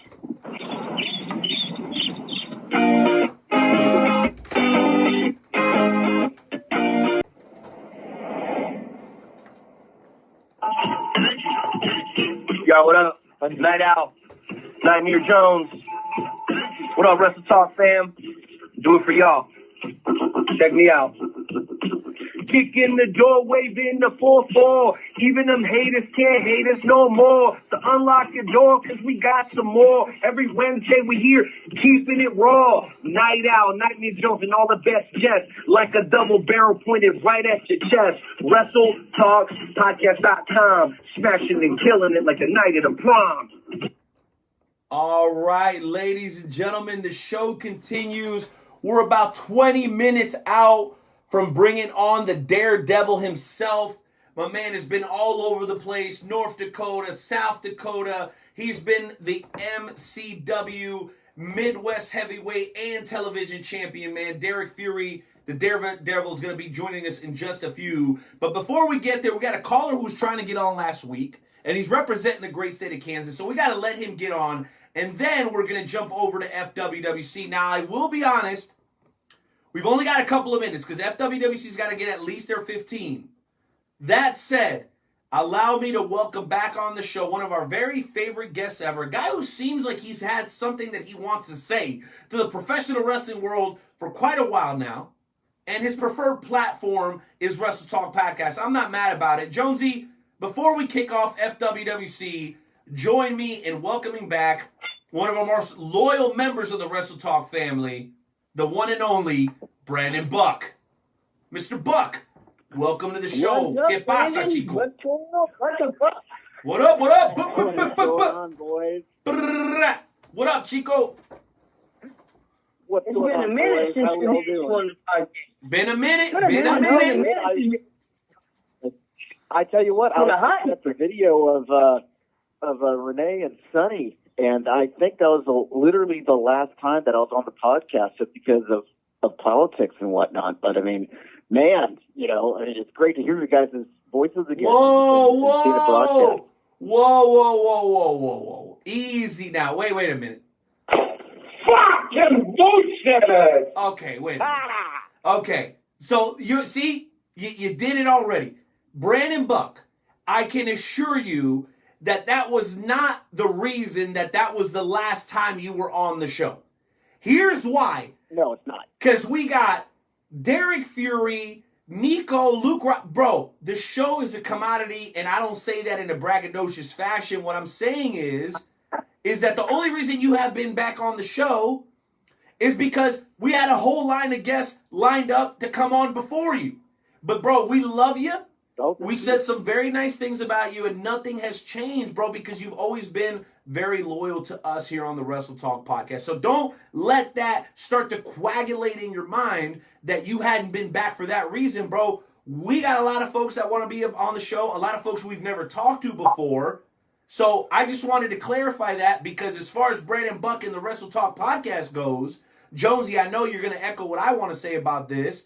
Bro, we love you and we're proud of you. And anytime we get an opportunity to speak with you, it's always a blast. So I wanted to make sure that I cleared the air about that. It's never politics, bro.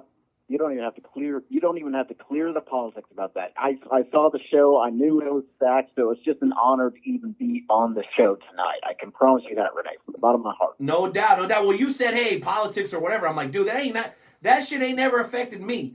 I don't give a damn about any of that. I'm a street cat, bro. I'm not a wrestling cat. So here's the bottom line on that. Dude, you're always welcome on the show as long as time permits. And I know you've been wanting to come on to spread some love and give some news and talk, and maybe encourage a little bit of the wrestling fans out there that haven't been able to see a show for a while. We got a couple of seconds before the FWWC segment, but I wanted to give you the platform, bro, because I know you always bring the heat. Well, I tell you what, man, I'm going to keep it short because I know that you have some people that are getting ready to come on by and whatnot, and like I said, I appreciate the time, and I'm watching you on my iPad, drinking your little beer. So, I mean, that's good. I got my Busch Light over here. So, I mean, we're straight. But the fact of the matter is this. Daddy, I'll tell you this. So, I'm going to set the page here because there's been a lot of rumors that I've been a part of and whatnot. What I mean by a part of is they've involved me. So, December 2018 was the last time, Renee, and I'm watching you right now on my iPad, so I'm watching that reaction, that I have been in a wrestling ring.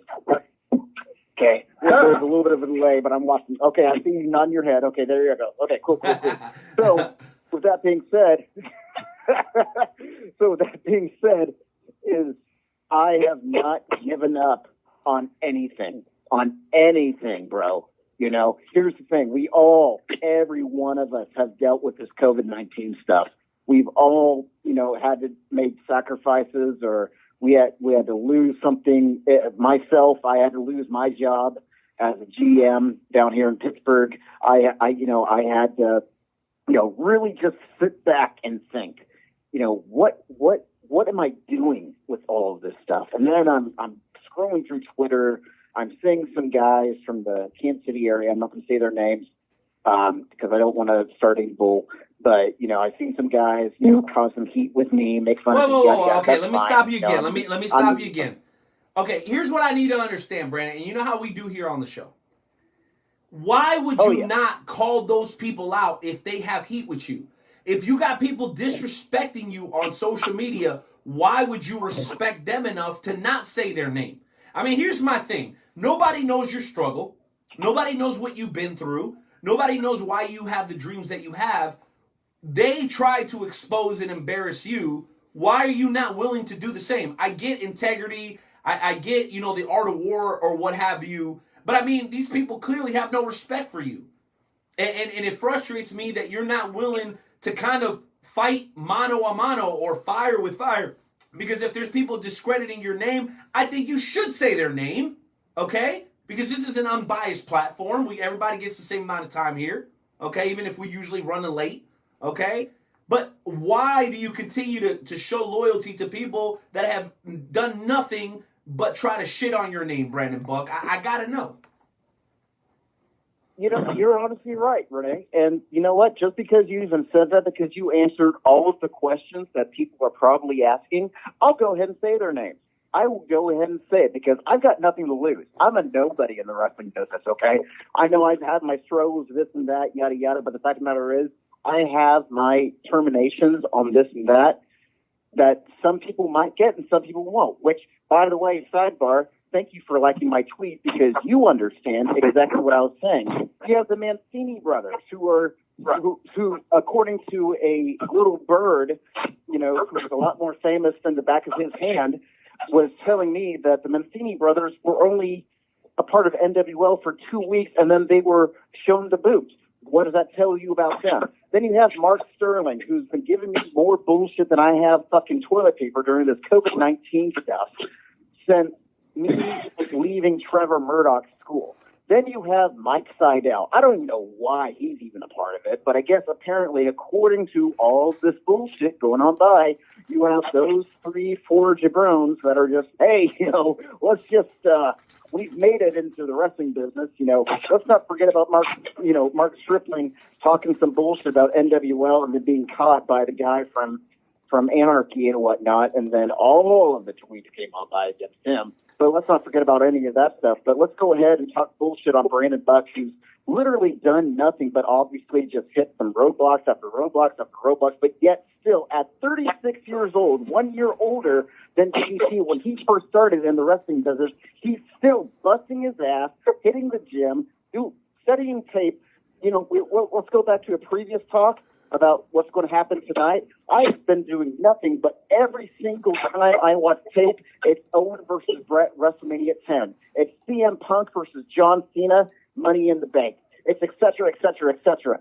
Study of the game, player of the game. I still go on and on and on and on. This isn't the franchise talking. This is Brandon Buck from Olathe, Kansas, talking from the bottom of his heart and pissed off because of the fact that I've had more bullshit than I have fingers and toes for coming on by me in my life, and yet I'm still trying to hit that grind like every other adult male in this world that's passionate about this business from the bottom of his heart and trying to make it on by, to try and make a name for himself, because he sees kids, teenagers, adults alike struggling every single day, and their main passion is professional wrestling. So if I could be that character, when I walk down that aisle, I either get my ass whipped or I kick some ass in that wrestling ring and put a smile on their face for a 10-minute match, 20-minute match, 1 hour match, doesn't fucking matter. The fact about it is, if I put a smile on their face, that's my paycheck right there. Woo! Ladies and gentlemen, Brandon Buck. And people ask me, they're like, Renee, why with, and I'll be honest with you, this is me being transparent, and we're going to get to FWWC here in a second. The Daredevil's also ready to come on, man. He's chilling in the green room, so you guys hang tight. We're going to definitely have him on and give him his 30 minutes. But people ask me, they're like, Renee, you got a lot of credibility in this business. You've done ring announcing. You've run a couple of successful shows. Why do you continue to entertain the likes of Brandon Buck, Matt Stockdale, Bones, people of this kind of this cloth? Why do you not alienate these people and just talk to like the cool guys? You know why? You know why? Because even back in middle school and high school, if there was somebody that seemed to be out of place or that was getting ostracized or banished for how they looked, how they sounded, and Brandon, you being of Middle Eastern descent but growing up in the middle of Kansas, I'm sure you've been dealing with this your whole life, bro. And I'm an immigrant, illegally initially, now a proud American citizen. I know what that feels like. And you know what? All you can ever do for somebody like that is give them an opportunity to speak. So if Matt Stockdale or Bones or Brandon Buck or whoever the fuck wants to come on this show and speak from the heart, they're going to get that opportunity, Nightmare Jones, because you know what? That's what the Wrestle Talk podcast is all about. We'll talk to Ted DiBiase. We'll talk to Animal. We'll talk to the owner of the Los Angeles Lakers and also Wild Women of Wrestling, Jeannie Buss. But then we'll always bring it back to the blue-collar brawlers like Brandon Buck, and guys that are really just hanging on by a string that will not give up on the dream. That's what this show has always meant to be, and that it's going to continue to be. So no matter what level you're on, if you're freaking sweeping up after the shows, helping set up the ring, or if you're in the crowd paying the money to get into the shows, we got love for you here on the Wrestle Talk podcast. And Brandon Buck, I'm very proud of you.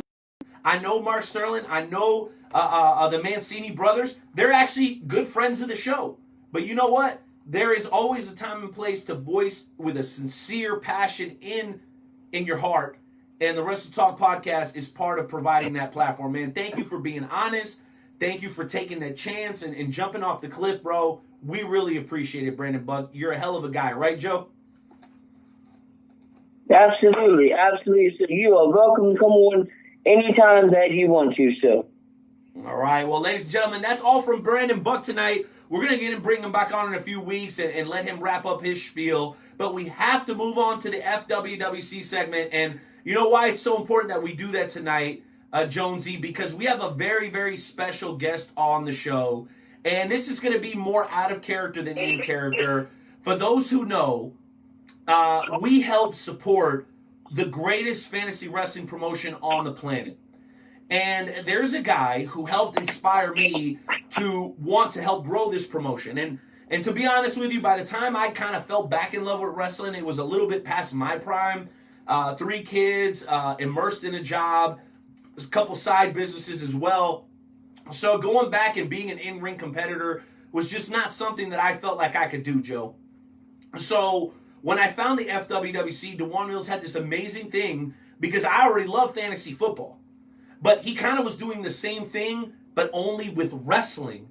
Not only did you get to do kind of the same stuff that you do in fantasy football, but you also got to develop a character. And I developed that character, and I had a hell of a time starting out, man. I did horrible. I lost my first 6 matches, and I felt like, you know what, this is never going to work. Let me just go ahead and kind of do an early, career on the line type match and see what happens. And since I decided to go in, 2 feet into the deep part of the water, it's been absolutely fantastic.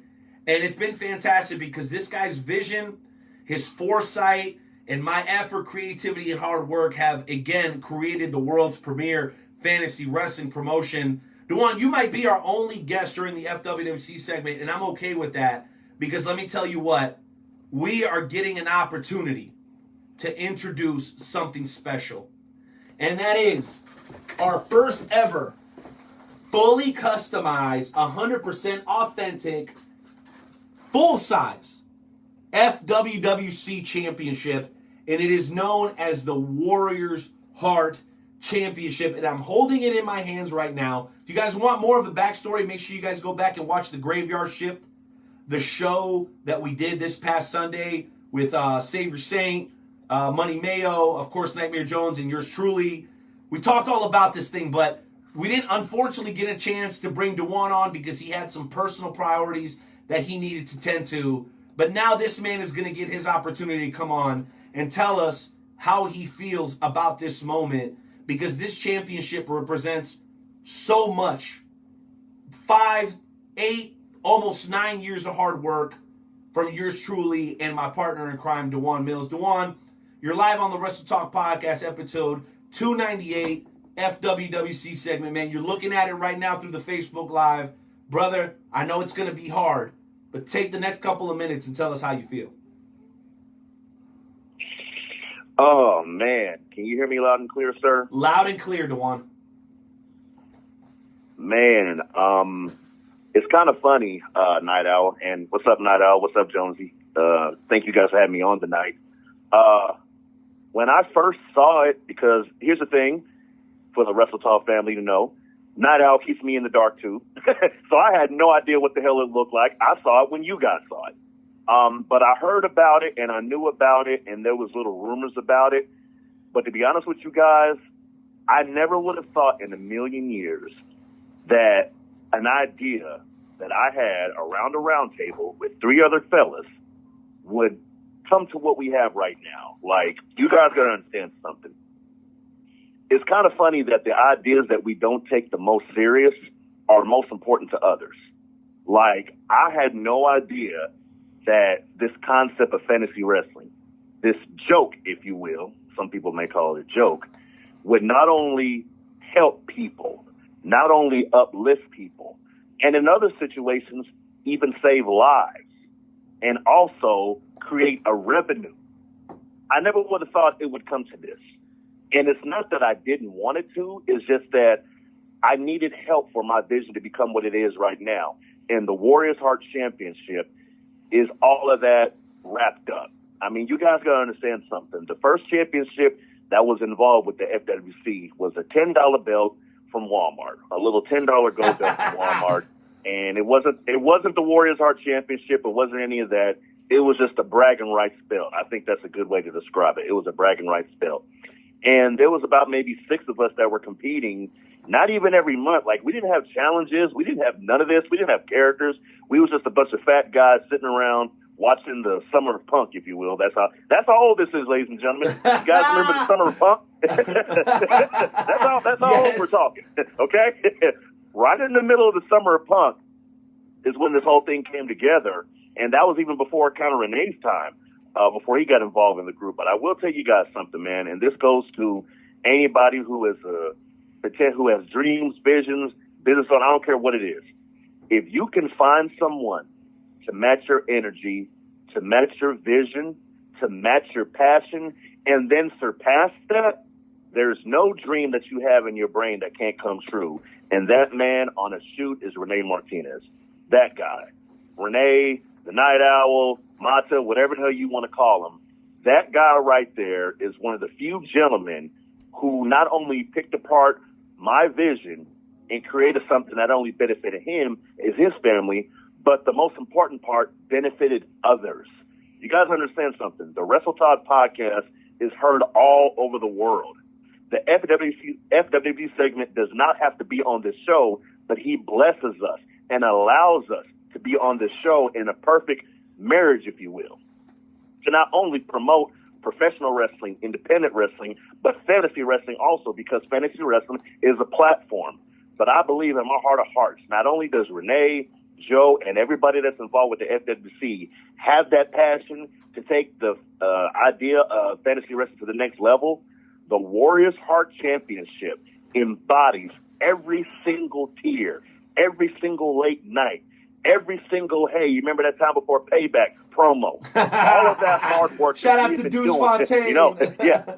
Shout out to Deuce. That's the shoot. Hell yeah. Shout out to Deuce Fontaine and the Queen of Extreme. Every setback, every financial, because, excuse my language, you know, mofos think this is free. No, sir, this is not free. No. I want you guys to know that right now. Doing fantasy wrestling is not free. Wrestle Talk podcast is not free. This takes money. This takes time. This takes effort. This takes commitment. And I am so proud. I am beyond proud that the Warriors Heart Championship can not only be put on display for fantasy wrestlers across the world, but it belongs to us. I mean, you gotta understand, Renee, you've been here. You've been here. The toy belts, the WWE belts. We have completely, if not all the way, separated ourselves from the WWE. Because I will say again, since the pandemic, what has been the main attraction? Fantasy wrestling. That's right. What has been entertaining the world? Fantasy wrestling. What has kept people on their toes? Wrestle Talk podcast. See what I'm saying? A lot of people talk crap about e-feds. A lot of people talk crap about fantasy wrestling. But you got to understand something. We bring our entertainment value that no other entity has brought. And we now have our very own, one of the three, let's talk about it, Renee, one of the three classic legitimate championships that belong to the FWC. The first being the Hardcore Championship and the Spartans Championship, and now the freaking Warriors Heart Championship. Actually, I take that back, the FWC World Championship. So technically, that's 4. My bad, I'm kind of shortchanging myself. We have so many belts right now, I can't keep up with them all. So now we have 4 championships that is directly tied and licensed and insured by the FWC. That's the Fantasy Wrestling Worldwide Chapter, operated by myself and Renee Martinez. Yeah, no doubt about it, Dewan. And you know what? I think you said it perfectly. We have really built something special. And you know what? For folks who look down on this segment and say, you know what, you guys have so many incredible guests, why do you continue to do this thing? Look, guys, there's people who, for financial, physical, emotional, or logistical reasons, can't pursue their dream of becoming professional wrestlers. They can't go out and hit the road and perform on weekends. There's so many different walks of life and reasons why people can't do what they do. For those that can't do that, they find a place like the Fantasy Wrestling Worldwide Chapter, and they find a home. They find a sense of purpose. They get to compete. They get to be champions. They get to get that feeling that guys like Derrik Fury and Nico Silva get when they win and hold the championship over their head. And you can say that's a little corny. Well, they really didn't do it. It's a fantasy thing. Well, let me tell you something. If you've never been in the group, you don't know how hard it is. And I'm not saying it's as hard as actually being in the professional wrestling business, but I'll tell you what I will say, it's the next best thing. And we're very proud of what we've created here. There's people that are in wheelchairs that can never, ever wrestle. This helps fill that void for them. That's why we're so adamant about it, and that's why we're so proud of it. Well, Dewan, we do have to move on to the Daredevil, Derrik Fury, man, but I want to let you come back in with any final thoughts, man. What do you think about the belt? What does it mean? How proud of you are the group are you? And do you have any thoughts for Xavier Saint, who's going to be the first person to ever hold this officially in the world's premier fantasy wrestling promotion, the FWWC? Man, I'm just grateful and blessed to have the partners that we have. Esports Bar Kansas City, who host our events. Every independent wrestler, whether it's KCXW, doesn't matter, all across Kansas City, even outside of Kansas City, that's promoted and came to our events. You know, we're a family. You know, I always like to call it a family ship. And what we do is bring together people that wouldn't normally be together. You know what I'm saying? Closing thoughts. Again, take care of the belt, save your saint. Hold it with pride, and know, and this is the most important thing, know that as a title holder, just like in, you know, professional wrestling, whether it's WWE, indie wrestling, as a title holder and a competitor, you represent that brand in and outside of your character, if you will. You know, you represent that brand. You represent the FWC. Not only do you save your saint, but any other title holder, major title holder here in this group. You know, so please represent it with pride, represent it with passion, and most importantly, have fun. And I am happy that your dreams, that's the most important part. I am happy, and we're happy that your dreams can come true, and anything we can do to keep helping other people's dreams come true, we're going to make sure it gets done. Well, thank you so much, Dewan, dude. Absolutely perfectly said, in my opinion. Saint, you got a huge responsibility to carry that belt into FWWC Backlash. For more information on the FWWC, please visit wrestle.com/fantasy wrestling. That's, again, WrestleTalkPodcast.com /fantasy wrestling. Dude, I'm so caught up right now. I'm kind of emotional, to be honest, because we've been waiting for over 3 years for this moment.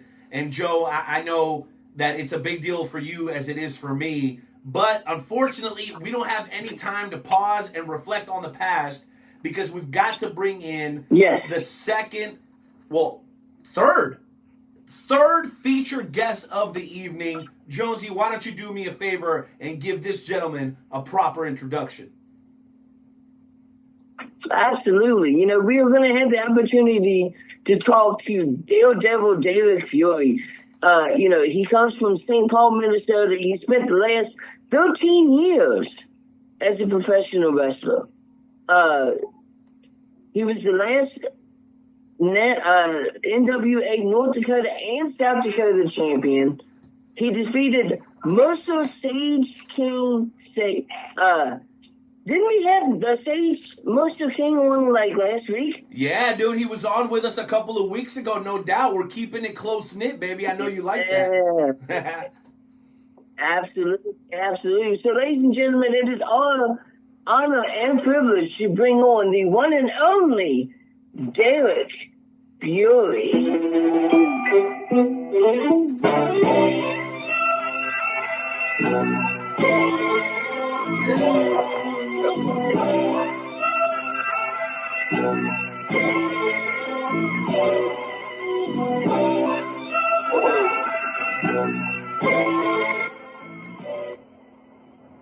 What's going on, Derrik? How's it going, sir? Welcome to the podcast. Boys. Hello, boys. How are you? Okay. What up, Brandon? I can hear you just fine, Renee. Yo, Derrik is killing it. Okay, man. What up, man? Glad to have you on the show. Yeah, thank you guys for having me, man. Like, this is really an honor for me and a pleasure, actually, because I never got to do a real interview. I've been doing this for a while, but this is awesome. I'm nervous, but this is cool. Yeah. So you've been doing this for 13 years. You know, that's a long time to be a professional wrestler. When you started professional wrestling, did you think that you were going to get to where you are now in your professional wrestling career? See, that's not really a fair question, because when I started professional wrestling, if you want to say that, I actually started in my basement with my cousin, and we cut off old socks and everything and made them like socks and like wrist tape and everything like that, and we did everything in the basement, and I was like, this is never going to be a thing, but it was always a passion. You know what I mean? It was always something that I wanted to do, but I didn't think I was going to be able to. So. Yeah, absolutely. There's a lot of people that start out that way. You know, I remember wrestling in backyards with my friends and, you know, hitting suplexes and DDTs and stuff. Yeah. So, yes, sir. One of your big accomplishments is that you were the last NWA North Dakota and South Dakota champion. How does it feel to say that you had that accomplishment as you were the last one? How much time you got? Do you have time or? Yeah, let's go, baby. Hey, yeah, that was you're gonna get your time, Derrik. Go ahead. All right, man. Well, it was a crazy time, man, because Mercer was leaving, and he was champ at the time, and then we were working and wrestling, and then he was like, "Yeah, I'm putting you over, bro." I'm like, "Okay, well, I don't know if this is gonna be a thing." So I wanted to talk, and I actually cried in the ring. Like, I legit cried in the ring. I don't know if that's in your guys' notes or anything like that, but being a small dude and people saying that, you know, you can't be champion, you can't actually work, that was horrible. So I cried. I actually cried.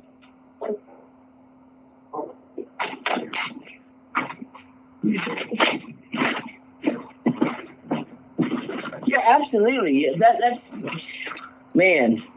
That is freaking awesome, you know, just to be able to say that you were the first, that you were the last North Dakota and South Dakota champion. I mean, so you also made a huge impact in Elite Wrestling Initiative. Can you tell us a little bit more about Elite Wrestling Initiative?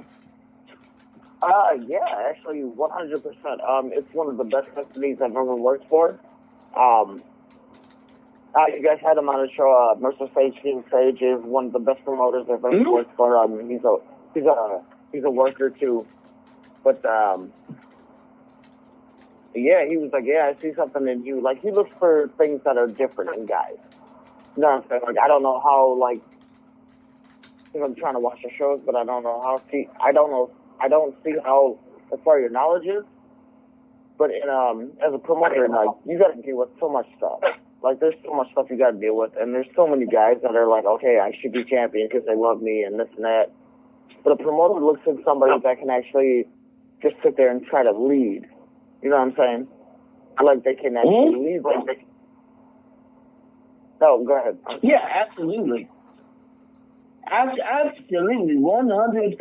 But I don't want to take up all of the time, so Nina, why don't you come in here with whatever questions that you have? Because I know that you've got a bunch of questions. I do, and Joe, thank you so much for the opportunity. Well, Derrik, I gotta say, man, you know, I've got a little experience, very recent experience up in the great state of Minneapolis, and I know that's where you hail from. So talk to us about that a little bit. Like, growing up, how did you initially get introduced to the sport? And I know you said you never really had high hopes, but you figured out a way to get into the business.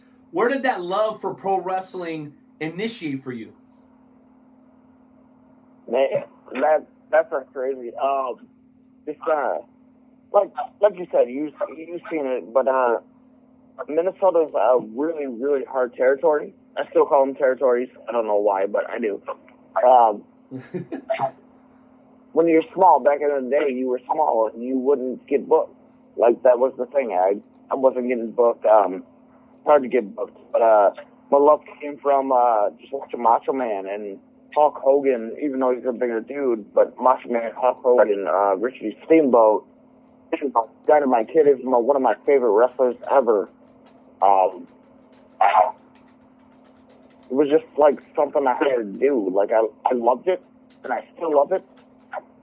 I'm 36 now, so I'm tired. But, you know, it's one of those things where I'm like, okay, these other guys can do it. I can do it. I can still work. Well, I'll tell you what.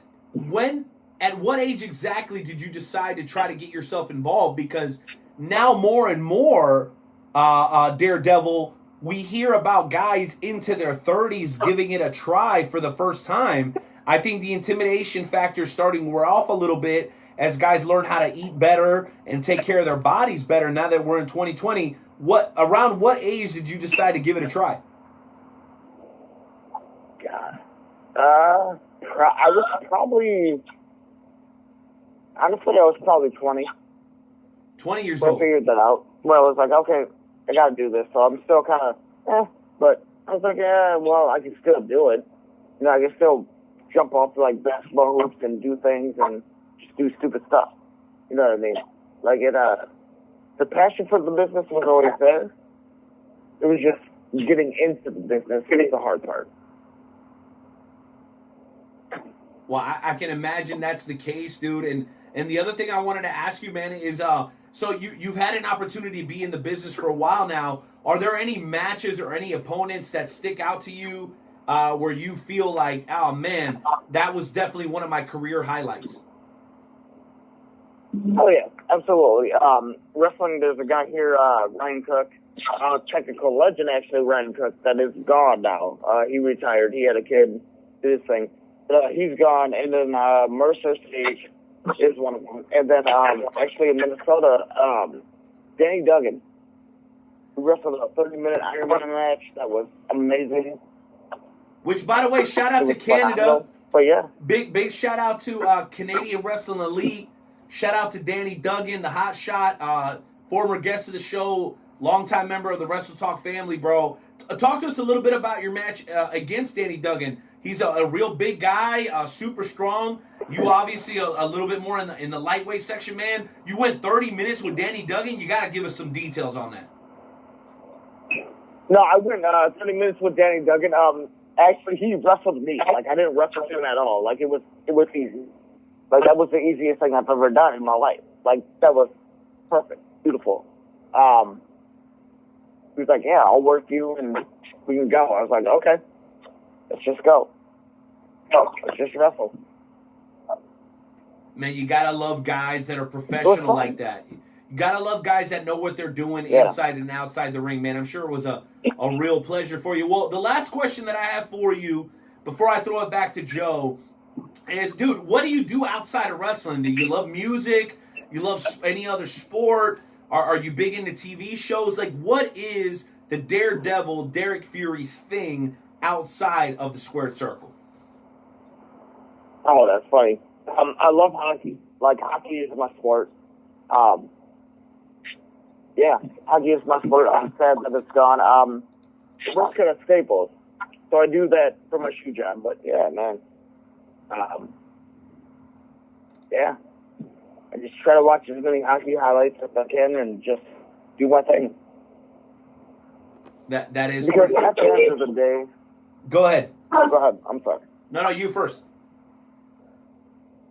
Like, at the end of the day, like, I miss wrestling so much.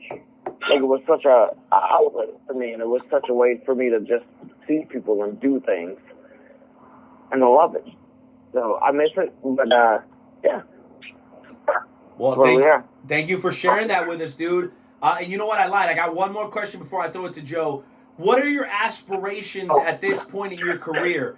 Are there any cities, states, particular promotions that you would like to still be able to work for throughout the remainder of your career? Yeah, I would love to do, honestly, I would love to do MLW. Just because I've seen a lot of guys that came from a training camp here in Minnesota that would be awesome. One guy named Airwolf, I would love to work him. That would be awesome. But I'm just trying to work, man. I'm 36. I'm getting old, you know. But you're still representing Minnesota so well, baby. Don't you talk down on yourself because you're 36, man. Don't you worry about that. Jonesy, why don't you come back in here, man, with any final thoughts or questions? Because you know what? Tonight, we got a special edition of the Wrestle Talk Podcast Game Show Challenge, Daredevil, and you're going to be going one-on-one against our very own Nightmare Jones in a little bit of a trivia challenge. So we're going to let Jonesy get his final question in, and then we're going to have ourselves a little competition. Are you cool with that?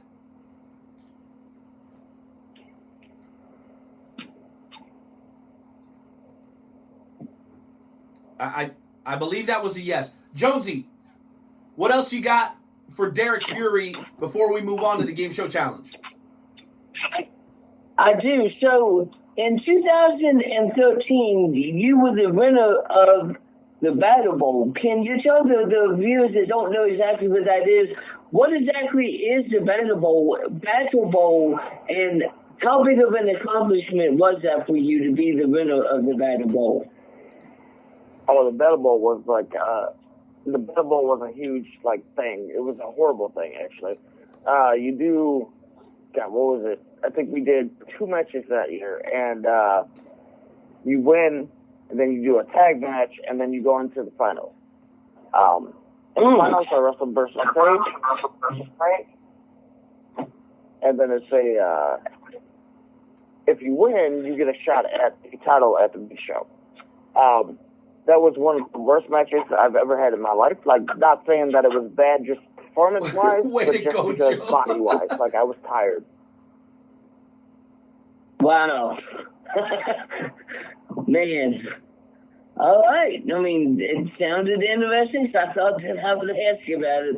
I guess that my last question is, you have won the Elite Star of the Year and the Match of the Year award in 2014. How big of an accomplishment is that to win the Star of the Year award and the Match of the Year? Oh, that's huge, man. Like, that's really huge, because I was that guy, so I was there. You know, I busted my ass, so I'm happy with that. You know, I can't really complain. Like, I bust my ass every time I'm out there, man. Like, it's really huge for me. Absolutely. That's a big accomplishment. Congratulations. Yeah, that is a huge deal. Yeah. Well, listen, before we get on to the game show challenge, Joe, and forgive me for being rude, I did want to ask one last thing. So, Derrik, what were you up to before the quarantine? What were you doing? Where were you working? Talk to us about what's been going on between, like, maybe the back half of 2019 and the beginning of 2020, because a lot of the questions that we've asked you today are about things that happened a few years ago. So where do you find yourself now in your career? Ooh, that's a good one. Ooh, I like that. That's a good one. No, like, before you guys saw me, I was actually doing a lot of stuff at Staples, because that's where I work, doing my shoe job. I was just actually watching a lot of wrestling, man, just trying to learn. Because you never stop learning in this business. Like, you always work, and you always learn. And I was busting my ass just trying to watch things and trying to watch a lot of people. I was watching a lot of Kazuchika Okada, a lot of Tetsuya Naito, a lot of Will Ospreay. Like, I was watching just people work, you know. And, yeah, I miss the ring. But, I know a lot of I was guys just doing that, man. Just doing that and working. No doubt. And what about before the quarantine? What promotions were you working for regularly?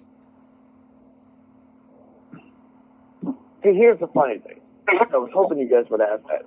Because I don't really work like that. I'm 36 now, and I feel like, okay, there's a lot of guys that can actually do this thing better than I can and can watch their ass. So all right. I was like, okay, but I've been watching a lot of stuff. In Minnesota, I've been watching a lot of MAW, Midwest Championship Wrestling, which is another company that I took the name from. I was just watching a lot of indie wrestling, man. Just trying to see if I can do something, or just try to just see if I can still work. You know, because a lot of the talents that are coming out, it's crazy. A lot of great talent. So would you consider yourself to be semi-retired at this point? God, nah, I'm not retired yet. I got a lot more I got to do. That's cool. Well, listen up, promoters. You got the Daredevil, Derrik Fury, who still loves the business. He's willing to do the work, the things that it takes to impress you, so make sure you guys look him up. Well, that said, guys, we're going to go ahead and feed into your guys' competitive nature, because up next, to close out tonight's show, we have the Wrestle Talk Podcast Game Show Challenge. This is one of my favorite segments. Shout out to Herb Simmons for tuning in tonight from SICW. My man Daniel Antoine checking in from Canada. Susie up in West Virginia checking us out. Joe, I seen you popped in. I love you, man. Chris checking in. Bub Burgundy from KCK is in the house. Michael Pam from Minnesota, too. Thank you for being here. And Hollis Giroux even decided to step in tonight. What an absolutely wonderful broadcast we've had thus far. But you know what? We're going to have some fun on the way out. So, Nightmare Jones, Daredevil, Derrik Fury, are you guys ready for a little bit of a trivia challenge on tonight's edition of the Wrestle Talk Podcast game show? Are you guys ready? Let's go. Let's go. Let's go.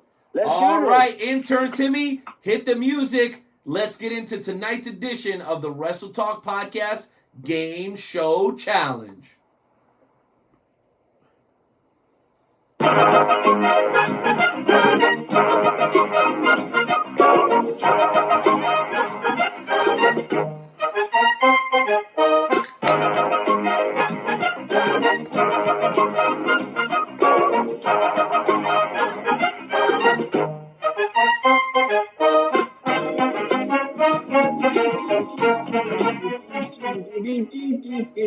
I love that song. I can't believe we haven't been flagged for that yet. That's such a great song. All right, here we go. Ladies and gentlemen, welcome to this week's installment of the world-famous Wrestle Talk Podcast Game Show Challenge. Tonight's contest is scheduled for a best 2 out of 3 falls. Our contestants are the one and only co-host of the Wrestle Talk Podcast, Nightmare Jones.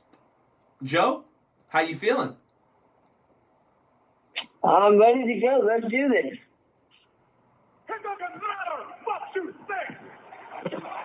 Well, there's that.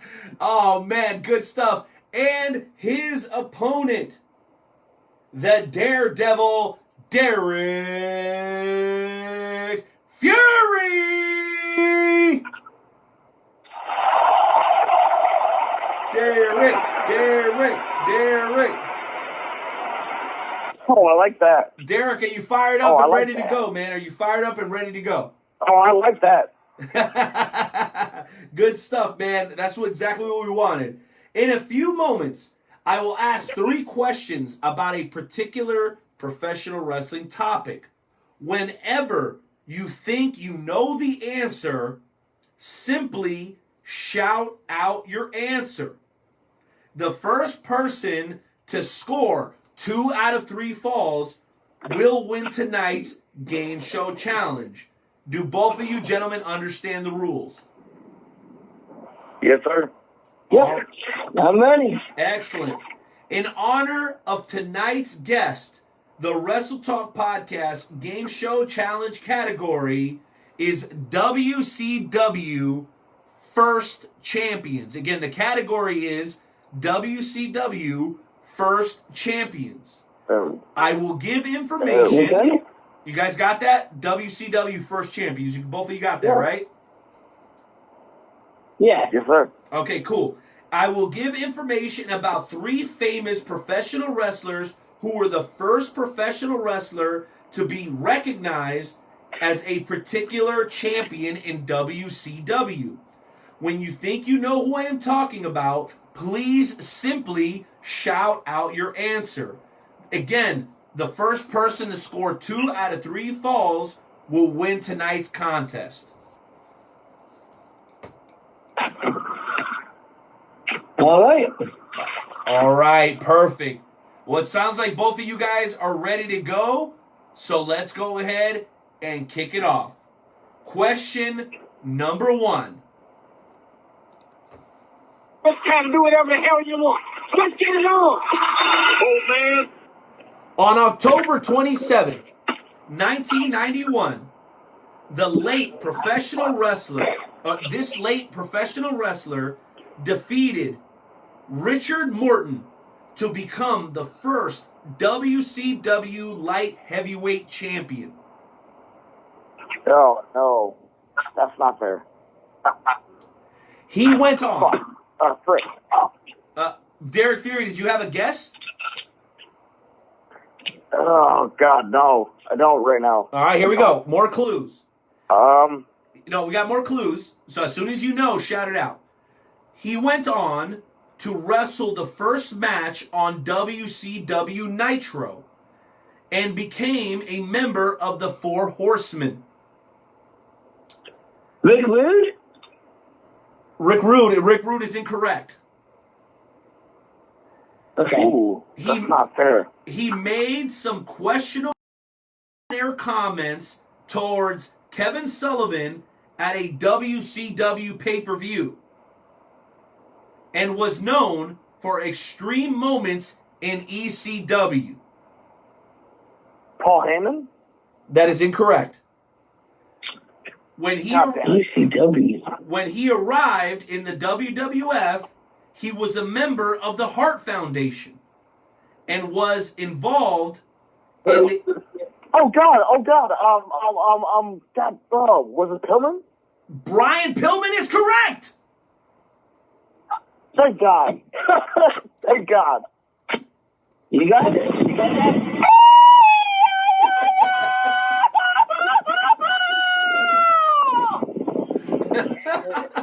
That is 1 point. Brian Pillman, I remember that. That is 1 point for Derrik Fury, ladies and gentlemen, the Daredevil, and 0 for One Nightmare Jones. Let's move on to question number 2. After an outstanding career in the NWA and one of the greatest matches in WrestleMania history, this 2009 WWE Hall of Famer became the first WCW television champion in August 18th of 1993. After Steve Austin. Say that again, Jonesy. Steve Austin. That is incorrect. After winning 2009. After winning the WCW Television and United States Championships, he returned to the WWF for a 3-on-1 match with Roddy Piper and Superfly Jimmy Snuka at WrestleMania 25. Ric Flair? Was it Ric Flair? Ring Flair is incorrect. Jericho. Was it Jericho? Jericho. Jericho is also incorrect. You guys are very close. Was it Austin? I'm going to give you guys one last clue. His preferred method of transportation is a steamboat. Ricky the guy from Steamboat. I got to give that one to Nightmare Jones. Come on. Nightmare Jones, No, you have just come on. tied it up. No! God! Come on. That's not fair. No! God, please, no! No! No! God damn it. No! All right, ladies and gentlemen, we are now on to question number 3 for episode 298 of the Wrestle Talk Podcast. Again, guys, if you're interested in the Wrestle Talk Podcast mug, shoot me and Joe a DM. We'll get you hooked up with your name at the bottom, on top, just below our logo, for $20 plus shipping. Again, that's WrestleTalkPodcast.com. Question number 3, ladies and gentlemen. This is going to be the one that settles it all. This professional wrestler debuted in 1985. He competed all around the world, including UWFI, CMLL, ECW, WCW, and TNA before arriving at FCW, also known as NXT, as a trainer in 2007. What many professional wrestlers... Say that again. William Regal. William Regal is incorrect. What What's many... his name, Matt? What's his real name? Big Ben David? Matt Bourne. Matt Bourne is incorrect. Oh, Big Tensai. Tensai is incorrect. What many professional wrestling... What? Keep on going. Okay, I'll go on. What many professional wrestling fans don't remember is that he is the man to first ever hold the WCW Hardcore Championship. That's not fair. Name this professional wrestler known worldwide for the Big Wiggle. Was it? Big Smiley. Smiley. Hey, ladies and gentlemen, your winner tonight. I already said it. On Smiley. episode 298 of the Wrestle Talk podcast is none other than the Daredevil, Derrik Fury. Man. Oh, come on. Congratulations, Derrik Fury. You are the winner of tonight's show. Sir. Yes, give it. You got it, sir. Wonderful. Here is your victory music, my friend.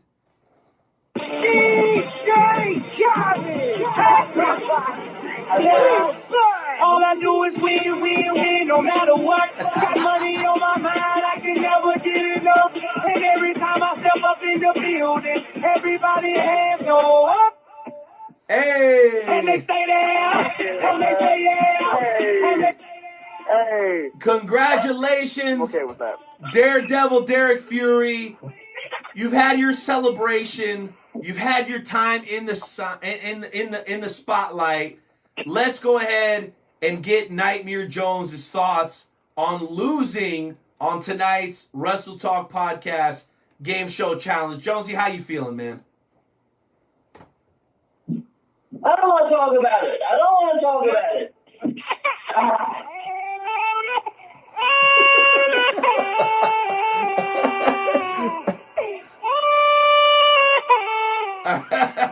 All right, you got the auto-tune crybaby, Nightmare Jones. You go ahead and sit in the corner.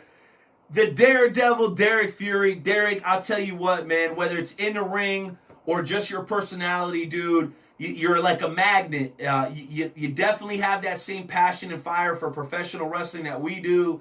And I'll tell you what, man, it was an honor and a pleasure to have you on the show. It's a blast to be able to welcome you in as the newest member of the Wrestle Talk family. Before we say our final goodbyes, man, is there anything else you want to share with the listeners of the show or your fans here tonight on episode 298 of the Wrestle Talk podcast? Yeah, absolutely. 298, man, that's crazy. Thank you guys so much for having me on. God, I wish I would have been able to talk about it, but I have a lot of social anxiety and all that stuff, so it was kind of hard for me to do this, but I really appreciate you guys. Bro, you killed it. I appreciate it. You killed it, Derrik. God, I love that, man. I really love that. Thank you so much. Yeah, just follow me on the Facebook. You know, if you see it, at Derrik Fury. Come say hi, or Dimitri Haro. You know, that's me. As a person, come see me. Come talk to me. What's some goofy stuff? It's fine. But man, I would love to come back and just play some games if I can. Absolutely. Derrik, you're welcome back anytime. You're part of the family now. Jonesy, any final thoughts for our third featured guest of the evening, the Daredevil, Derrik Fury? Oh man, just thanks for taking time out of your busy schedule to come on to the podcast. It's been a lot of fun, and don't be a stranger. Make sure that you come back, sir. Oh, I will, 100%. Not a stranger, man. Thank you guys so much. Appreciate it. Adios. Ladies and gentlemen, the one and only representing the great state of Minnesota, also repping North Dakota and South Dakota. Man, we're going to continue through these 50 states, Jonesy, until we get to the very end, and we're just 2 episodes away from episode 300. It's going to be so huge. We can't wait to see you guys at that show, but we still got one more to knock out before then, and we expect to see your stinking asses there as well. Jonesy, say goodbye to the folks, and let's get out of here for tonight, man. What an awesome episode. Absolutely, ladies and gentlemen, it has been a blast. It has been an absolute fun night, and ladies and gentlemen, it is, man, episode 2 298. 298. Jonesy, and Until looking at the belt, Jonesy. If you haven't researched the FWWC, do yourself a favor and visit WrestleTalkPodcast.com. Right, Joe? It's fresh. It's fresh. Absolutely. Come visit www.WrestleTalkPodcast.com, and I promise you, you will not regret it, ladies and gentlemen. I'm going to let us out with a little bit of our boy Insanity. So, ladies and gentlemen, episode 298 of the Wrestle Talk Podcast, we out. We out.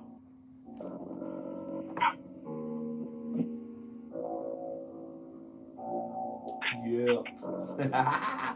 Warriors Heart Championships coming to you, Caleb. It's on the way, baby. Can you turn that up, intern Timmy? Jeez Louise, turn the music up.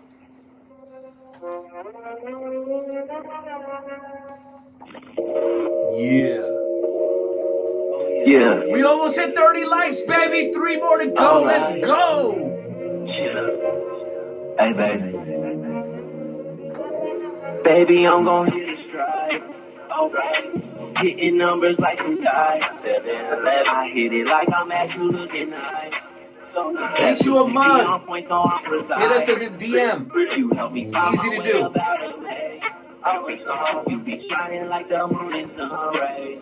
You make me wanna pray in church on Sunday. We count this money up and call it foreplay. We gon' take the world and make it spin. Every day we fall in love again. I could be Clyde, you could be Bonnie. You got that bomb, girl, you can't buy me.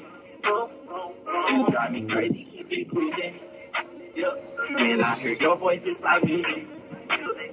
If I play games with you, I lose it. If I like you, I'd have you. Yeah. Thank you for using Blog Talk Radio. Goodbye.